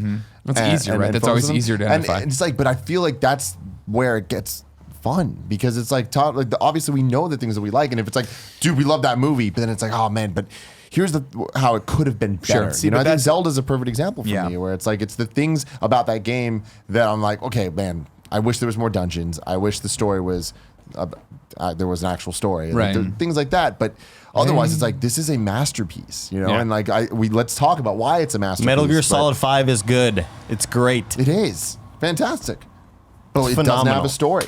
I wish it did have a story. I wish it had more iconic boss fights. Like, but me saying that stuff doesn't take away from your enjoyment of it. It's so freaking amazing. Yeah. I think it's natural too, but I also think that you can train your brain to not necessarily train your brain, but I think that you can force yourself to focus on the positive of movies too. And that's why a lot of my friends will tell you that I have terrible taste in movies. It's not the case. I have broad taste in movies. Daddy's Home. Because there's a lot of things that I look at and I'm like, like a movie like Daddy's Home. I'm like, it's not. I don't look at this as a piece of art. Yeah, I'm not. I'm going into this. I'm going to try to find the jokes that I think are funny, and I'm going to tell people about those jokes, right? And I like doing that. It's the same reason why I really like the John Wick series, right? An argument can be made that the John Wick movies are terrible. You could go in and watch them and be like, there is fucking no story here. There is no character development. There's no B story. There's nothing. Nothing really happens. At no point do you think he's ever going to lose in John Wick, But that's not what those movies are about. Those movies are about saying, hey, we're going to take this one little thing, this action, right? and we're gonna make it as fucking cool as you've ever seen in your life. We're gonna make an art form out of action. And they've, in doing so, and in cutting out all the rest of that fat, they actually elevate. But if you went in with that mindset of like, I'm gonna find everything that's wrong with this movie and hate on it, you're gonna miss all that. If you go in saying, I'm ready for a new experience, we'll just see what comes at us, then you're gonna see John Wick and be like, dude, that has some fucking cool moments in it. I just feel like people need to be better about making that distinction going in and being critical on John Wick based on what it is, which is an action movie. Yeah. That not just an action movie, but it is focusing on action. You don't need a B plot. You don't need all those story elements and stuff. You don't in this. Yeah, like being critical of the thing as it is, I think is different than just judging every movie against each other or every game or every TV show. It's just like I think every single thing needs to be judged in the context of what it is, which is why I think that when we talk about superhero movies, there's so many different genuses that we talk about from it, where it's just like we compare Wonder Woman to the DC movies. Then if it's good, we take it up, in our opinion, a step further to the Marvel movies. It's like, is it as good as this? And then we start having that conversation of, is it as good as Spider-Man 2? Is it? And it's like, I feel like there's so much different things you compare it to. And then there's the question of, all right, is it a good movie? Because that's where I think that the Dark Knight trilogy goes, where Two of them. the Dark Knight goes, where it's like, okay, Thank cool. you, Kevin. You can compare that how is it as a superhero movie? How is it as a DC movie? How is it as a just movie? And I think that is the conversation I like having. Yeah, I think it's a good place to start and be. Andy, take us home. It's the year 3042. What? The world is destroyed. Destruction, chaos. Okay. What is your favorite gum? God fucking damn Wait, it. what? This is not what I expected. Like you know, I get. This is not the topic. Okay, we don't have. Okay, we don't. We can save it's the fine. gum. We can do the gum. No. topic Let's do the later. gum. Let's do no, gum. No, we'll do the gum topic later. So year 3042. There is destruction, chaos. Okay. The only thing that can save our planet is the power of music. Okay. The government puts together a task force. We are the task We're that force. task force. Great. To bring back and reform the Black Eyed Peas with new artists. Wow. So you want? So the people in 3042, we got to find. Also remember, No. you're so 2008. No, I'm so 3008. You're so 3008. 3008. Oh, 2000. Okay, great. So this is Great. 30 years past that. Okay. We have to reform the Black Eyed Peas, guys. Okay. Now, we can bring back. Year 3034 using today's artists. It's weird technology, Nick. It's okay? Terminator technology. Yeah. So we're allowed to use today's artists. Oh yeah, we have. I to don't use- know any Wait, artists from is this like 3034. is this like Migos. DC? Migos Is this still like around. DC Legends of Tomorrow? Can I use artists from any time period? Any time period. Yes. Okay, So hold on, real quick before we go. Yeah. I want Nick and I to list the members of the Black Eyed Okay, Peas so we can now- fill these roles. Okay. Go for So it. first of Fergie, we know Fergie. We know Fergie. Now to be clear, Fergie wasn't always a member and is no longer a member. We're putting her in our Black Eyed Peas. We need a I want everyone to know we need this. a Black Eyed female Peas in our Black Eyed exists Peas. with her and with her only. Black Eyed Peas started. There is no and it Black was Eyed just Peas. a rap They were group. just a habit. Then Number they two. added her. They got famous. Number 2. Now she left. Wyclef After that, Jean. no Wyclef money. Jean. Wyclef Jean? Wyclef Jean. No. Really? Quest. Fuck, that one I thought was real. He was in the Questlove. Fugees. Questlove's is in the Roots. Yes. Yeah. And Jimmy Fallon's band. You're right. Wyclef Jean was Fugees, right? Yeah. Okay. There is someone like that though. There's a guy that looks like a vampire. Okay, hold on. Well, it's Dave Navarro. No, not that either. The dude that did Can you Nine name Inch them Nails. all? Let's stop I for can't name them a quick all. I second. think we could. I can stop. name the second one. Let's stop for a quick Will second. I Am. one. God damn it, that's Kev what had we're thinking one. of. All right. Will I Am. Well, so Will I Am. now, The vampire guy, right? No, he's not the vampire guy. so we have 2. Nick, how many members total do you think are in the Black Eyed Peas? 5. See, I'm gonna go 4. There's 4. 4. There is 4. Okay. There is 4. Flea. No. No, he plays bass for Anthony Red Hot Chili Peppers. Kiedis. Close. He also sings in Red Hot Chili Peppers. Different group, actually. I'm out of people. I don't know. What who is else that? I'm The looking Filipino vampire guy. Apple Apple-bottom cart. jeans. Applebee? Boots with the fur? Not Applebee's. Applebee's. Chili's. Applebee's has rats. I got a whole rat in my Cobb salad. Damn. I should know this. You gotta look it up. I'm looking it up. I got it. All right, now I'm we on gotta it. know what these guys do too. Oh, there it goes. I found it.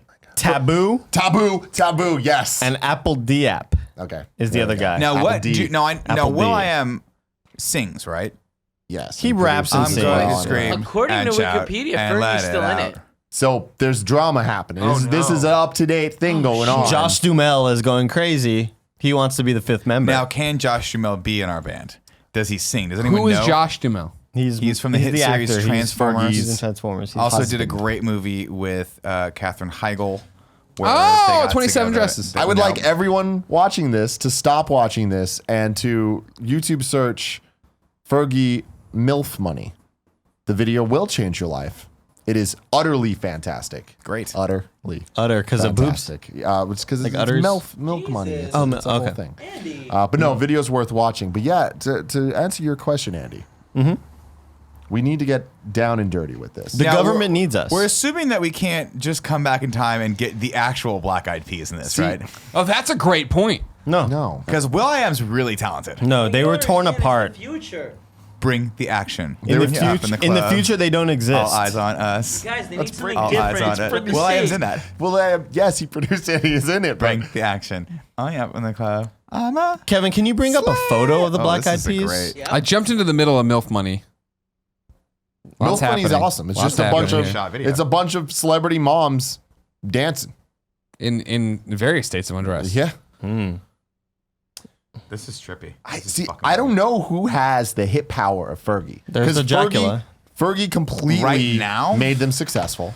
Yeah. And then she had a hyper successful solo career. Sure. And then she got label fuckery fucked with her last couple things. What happened? MILF Money never came out with that album never came out because it's one of those things where it's like Bad deal. it's a bad deal. Oh, that's She got not screwed, good. which screwed over Black Eyed That- Peas. Are we That going to do sucks. this or not, guys? Who's the vampire? thing is- Let's All get right. it started. Here's what I'm gonna throw out. I'm gonna throw In out. here. Filipino guy. Yeah. We get the lead singer currently of Journey to be that guy. So we got someone with fucking awesome vocals. Pipes. Are you For him to be familiar with this taboo. guy? Yes, yeah, the guy who replaced The guy who replaced the lead Uh, singer of Journey. yeah. I forget the guy's. I forget all that. I don't know. The fucking Yeah, names. Perry. Dean Martin. Steve Perry was the Perry lead was singer. was Was replaced by this other guy. Great Yeah. documentary about They it. just found him, kind of right on YouTube or something Right. like I feel like Rampage Jackson could play that dude in the middle. Will I am? that. The black man? No, the Apple D or Apple whatever D. the hell his name is. So Well, now, are we here's the playing thing. them or are they musicians? Like, that's the problem. It's like when we're actually looking at trying to like replicate this, it gets hard because Fergie, we know what she does. It could be Will Shakira. I Am, we know what he does. Right. What do these the guys? What do other these two do? dudes? It's ambiguous. Why are they both? Here's my problem with this shot. The guy in the right? middle If- looks like the antagonist from Far Cry 3. I don't don't like like- Streets of Rage 2 enemy. I don't like that the art director for this shoot allowed two people to wear suspenders that weren't on. It just seems like one you're of them right. should have been the guy with suspenders, right? But then look on the other side. no. This both is Will my- I Am and Fergie both have the kind of like pleathery look going. on. Oh, Which I Final see. Fantasy game is this? this is the last one that came out for The sure. last one? Okay. The one with the fucking ostriches that run all over the 15. place. 15. Yeah. So I think Shakira is a great replacement for Fergie. So wait, in this case though, Right and wrong at the same time. Can we get the whiteboard maybe? what? Give me one song the Black Eyed Peas have done. Like, what's their most famous song? Let's get it Started. started. Hey, Let's let's get get it started. started. Replace Will I Am. Mozart. No, he's deaf. getting close. But there was the I want them to look like I him got too. a feeling. I got got a a feeling feeling. tonight's Tonight's gonna be a good night. Yeah, there was that. See, I There's feel the like What Is Love was their be first a hit with good Justin night. Timberlake. That really brought it back. Here's the thing about the There Black was Eyed Pump Peas. It Up. There that was I Hey feel Ma. like- There was Shut Up. Hey Ma, hey Ma. That's Black Eyed Peas. No, that's that not one. them. It used to be my. No, that's not Black Eyed Peas. That's Nicki Minaj. Sorry, I'm thinking of Nicki Minaj. Ooh, what about Nicki Minaj? Could we get Nicki Minaj? Okay, Nicki Minaj being the Nicki Black Eyed Minaj Peas? is a fucking good That's a answer. strong choice. Take my chair. Now, we don't have to keep male, female, right? We could do the dude from Journey and Nicki Minaj. Can Miley Cyrus be in this band? Miley doesn't know. She doesn't have a place here. Male, I think it needs to be male, female. Does it? With the Yeah, females, the because Well, lead. you're the one from the future telling us what's going on. Dude, Nick, you nailed it with Nicki Minaj. Nicki can do it, right? My problem is I don't know that she could work in a group. I think she could. I don't know. She collaborates a lot with people. No, yeah, a lot. Which Like, is, she had- she can she's nail had the sex with Fergie Drake, I think. solo. I don't know. Solo thing. No, she didn't. I never fucked Wayne. I never fucked Drake. She Right. made that very That's clear. good. But if right off she the did, top. they'd eat their ass like a Like a cupcake. cupcake. Okay. That's really graphic, by the way. That's a fucking great I song. love that song. That song is It's so so good. hot. There's So- something It's so fucking hot truffle about Nicki butter, which Minaj. is even nastier. What the fuck does that I'm even gonna put. What about Taylor Do you not Swift? know what No, that can we is, not dude? have an all-star crew? Taylor She can't Swift hang. She can't cannot hang. work in a group. Okay. She can't. that is a what fact. about now? I'm throwing it out there. Selena though. Gomez. We can go ahead and just take out Katy Perry, right? She can't work in a group. No, either. no, Katy You Perry. nailed Nick. It's Nicki. It's got to be Nicki Minaj. Because the thing is, you guys need to understand this. Like, no jokes. Fergie Right. is the star. Fergie Yeah. is the Oh, one no, I that know. made this happen. Yeah, 100%. But she worked in a group and made group hits, but So- then went solo and had so many singles. Sorry. So many singles. I know this Fergalicious, is going to be a London lot. Bridge. There's going to be a lot of people.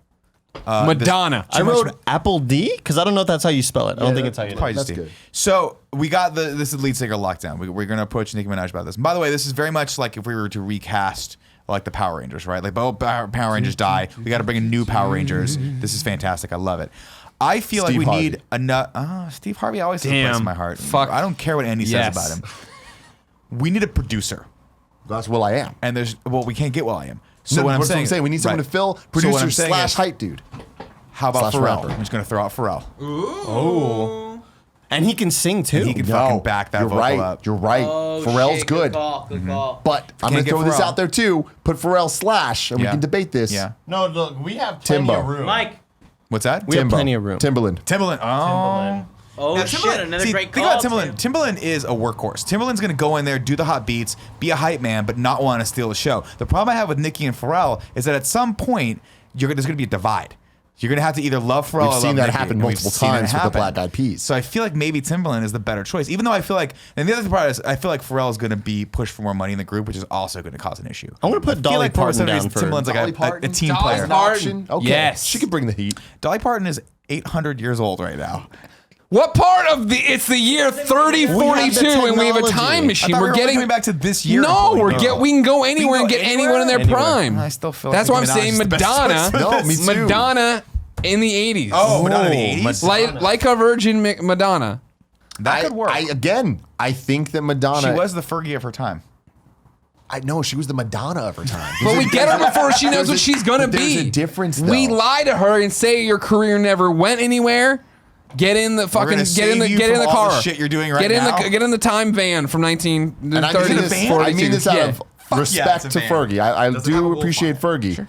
Cool. Madonna's in a league of her own. She is. Agree. She's Oh. too Like big. it's that she's too Madonna in Fergie the wouldn't take 80s. offense to that. But here's the thing, Tim. We're saving the world with the power of music. Okay, Madonna Music is makes the well people- equipped. The thing is this: if you're gonna go, if you're gonna put together, I think we should put this together by eras. That's my personal. Mariah opinion. Carey. Mariah Carey would 90s no, Mariah again, Carey. Fuck Carey does Mariah not work in a Carey. group. If you're gonna put a super group together, and you're gonna have a female lead, and you're gonna have another person who can produce and sing at the same time, you got to have Madonna and Prince. They got to be together.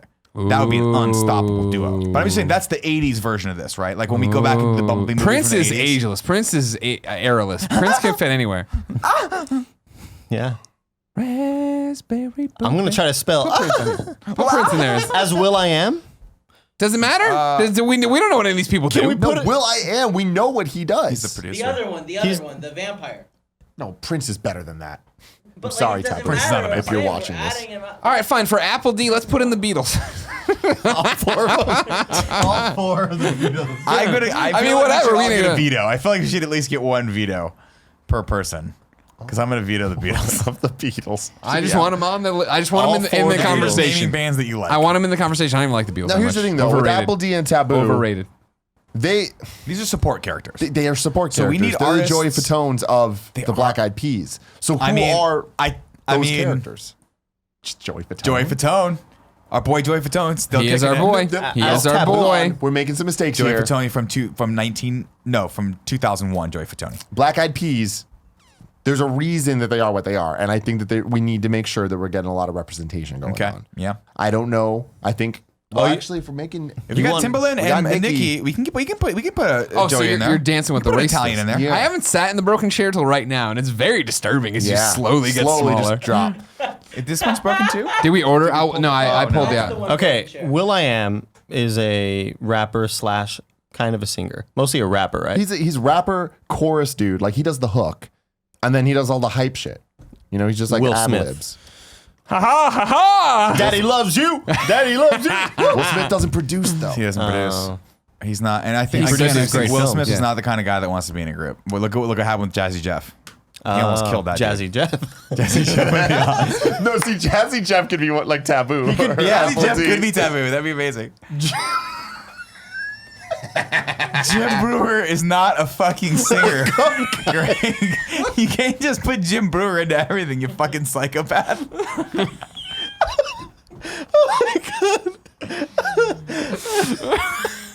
I got really lightheaded right there. See, the thing about Taboo and Apple D, I don't know exactly what they do. No one does. I think that they do. Kevin, also look 'em produce- up on but the What I wiki. think what Taboo does is Taboo is like the Ringo Starr, where he sings on those other songs. Okay. He just You know? plays Taboo in the 90s. He was really into All the that. things I said, all the things you said, running through my head.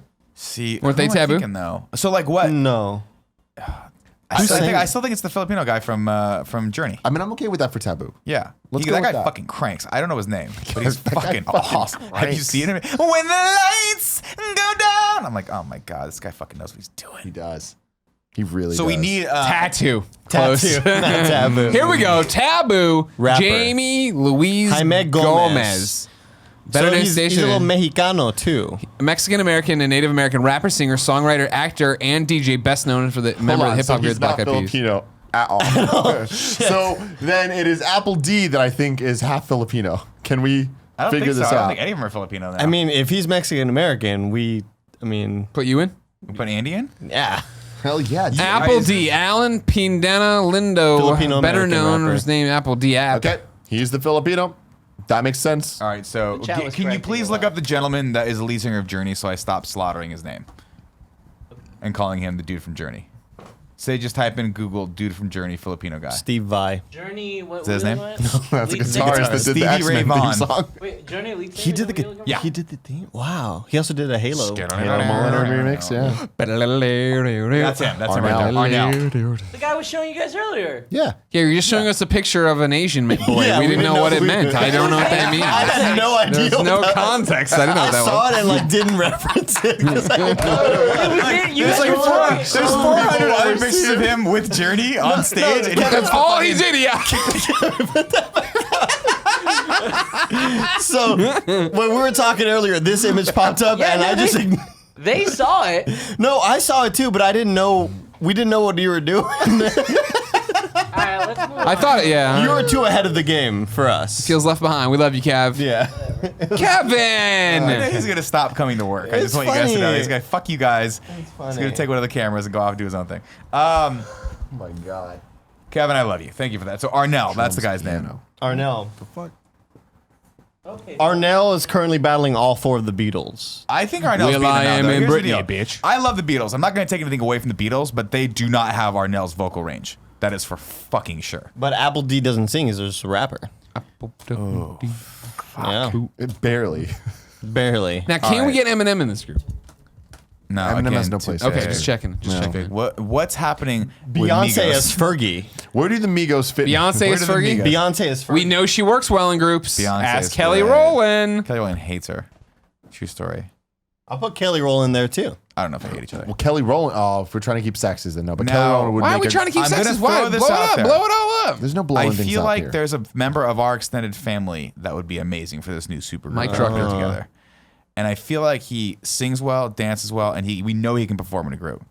My man Cisco needs to be somewhere on this list, I'm liking right? it. But I feel like he's better. The problem is No. Cisco, he has to be the Apple D. Really? I think so. Because he can't produce that I know of.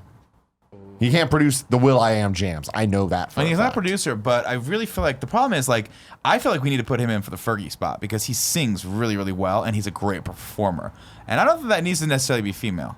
I feel like it could be male, female, female, female too, with Cisco front in the group. Okay, I'm just putting that out there. Taboo's Mexican American. What Apple about D- Edward James Olmos? Yeah. Apple D does vocals From the 80s, it's and gonna have to be drums. from Stand and Deliver, Edward James Olmos, or You know what Blade I mean? Runner, Edward James Olmos. I can see Cisco. I know what you mean, Kevin. Apple D plays drums. So What it does says he here play? on Wikipedia. Bongos. Oh, shit. Oh We man, can that's a change joke that this never up. dies, even though Kevin desperately wants it to. Oh God. Are you calling him right now? Yeah, we'll get Cisco can just pick his own group. He can be if we're putting Cisco on the Black Eyed Peas. Okay. I was in Drew Hill at that time. Explain everything. I will explain everything to All you. right, Jesus. In the year 3036. I'm uncomfortable with you just calling Cisco. 42. Well, you know what? If you were better friends, 30, then you could call 42. him too. I think I mean, it's true. That hurts. If you know my voice, you got the right number. Cisco, it's Greg Miller. You're on the Game Over Greggy show. It's the year 3042. Destruction has been rained. Terminators are everywhere. Chaos. There's chaos everywhere, Cisco. And so we're the only way to solve the problem not is to comfortable with this. reform the Black Eyed Peas with musicians from any time period. We can't have the original members of the Black Eyed Peas, so we're looking for 4 people to fill the roles. We have given you one of the roles. You'll be filling in for Will.i.am. Is that what we decided? Correct. So then we need your help. I want to know who you want as Fergie, who your Taboo is, and who your Apple D is. You can hit me back anytime. I mean, we're live. The show will probably be over by the time you get this. But let us know in the comments below. Maybe tweet when this episode goes live. Let us know who anywhere. Kevin pointed out it could be Mozart. You can put anybody you want in these things. You don't have to, it's not from this period. You get to pick from the best periods. You want a Kenny Rogers in there from 1972? You can do that. Oh, Kenny Rogers. All right, we'll talk to you soon, Cisco. We love you. Bye. Kenny Loggins. Okay, I'm making an executive decision. Okay. To put Will.i.am because Will.i.am also plays piano, right? I Yes. mean, no. So you can No? Here's the thing. It says piano right there. Yeah, it does. He played piano on their album in 1995 back when they were an underground hip hop group. piano and keyboards. But It's he written in has Wiki. the You're right, but for the I got a feeling he was the dude doing the And you know who else plays piano? Vanessa Carlton. Mozart. Michael Ryan McDonald. Gosling from La La Land. Michael McDonald. He came from You know Where what? is the I totally dropped the ball on that. I went straight into Hall & Notes. We know. I apologize, everyone. I fucked up. I Been a will long swallow day. this microphone. Possibly the longest day in Paul recorded history. Oh, Guinness right, would get Fran? off their fucking ass and call us back. Oates is Apple D. I mean, I'm fine with it. I love Yeah. Hall & Notes. Okay. Kind of look like you put outs, you know what I mean? Now it's out-test. O-test. I'm trying to think of the 90s. I mean, I do love... Britney, bitch. Oh, Britney was so good in the 90s. In the early 2000s. We could probably get Willa Ford. Actually, Willa Ford would have fit in the Fergie role pretty well, and she would have had a better career. Which one was Willa Ford? I wanna be bad with you, baby. Because it makes me feel so good. What about anybody from What TLC? about Nelly Furtado? What about Nelly? What about Nelly? Oh, Saint Lunatics? He knows how to be in a Nelly group. is Apple D because he's a rapper. Yeah. that's great. Put it on the board. Put Can we on get the Tim board. McGraw on there too? No. Okay, just checking No, out. no, Just no. checking They out did have a hit, though. I know. Can you Over and over do me a again. huge Yeah. favor and just subtly erase Jim Brewer from Nelly? I don't think he's gonna make the cut. I thought we were just able. You already used your one veto on the Beatles, so it looks like you fucked yourself, didn't you? Fuck, I did, but that was that's a good point. He's the Damn it. GOAT guy. Nick. A lot of people don't know I don't that. see him. I don't see. All right, him so really pick your- pulling his what's weight the in this- final in this crew here? super group? My vote going across the board goes to Nicki Minaj, Yeah. Timberland, Andy, Yeah. Edward James Olmos is pretty good. and man. Nelly. All right, there you go. Nicki Minaj, Timberland, Andy, and Nelly are the new Black Eyed Peas. That's a solid. Congratulations to me. Congratulations to all of you. Save kind us, of Andy. a curveball because the government's going to be like, we need you to form this, and then like they're like, oh, you are one of them. But But it'll be you go through everybody won't and they're see it not good coming. enough. They're Yeah. not good enough, and finally the other three turn like Andy. You are the taboo are we the need. taboo. Like Yeah. they do that one song and it's not working, and then you're like, guys, I'll just fill in for I'm a kind of second. singing You're along, like, like, yeah. and they're like, Andy, we didn't know you could sing the entire time. They're covering Michael McDonald now, Yeah, they're just- which is lucky for me. and you're like, you're it, man. You're it. What a fool, man. Great show, guys. If you didn't know, ladies and gentlemen, this has been the Game Over Greggy show, and I'm getting shorter by the minutes. Thank you for watching. Remember, got an itch. Sorry. Thinking about it. I am thinking about it too. Hold on, I am off track here. Longest day ever. It has been the longest day. This is what happens when you do 15 shows in one day. This has been the Game Over Greggy show. Each and every week, 4, sometimes 5 best friends gather on this table, each bringing a random topic discussion for your amusement. If you like that, head over to patreon.com/kindafunny, where you can get each and every episode early, along with a bunch of exclusive perks, goodies, and other things. But if you have no bucks to toss our way, no big deal. Head over to youtube.com/kindafunny, where we put up the show topic by topic, day by day, until it goes up as one big video and MP3 later. Until next time, it's been our pleasure to serve you.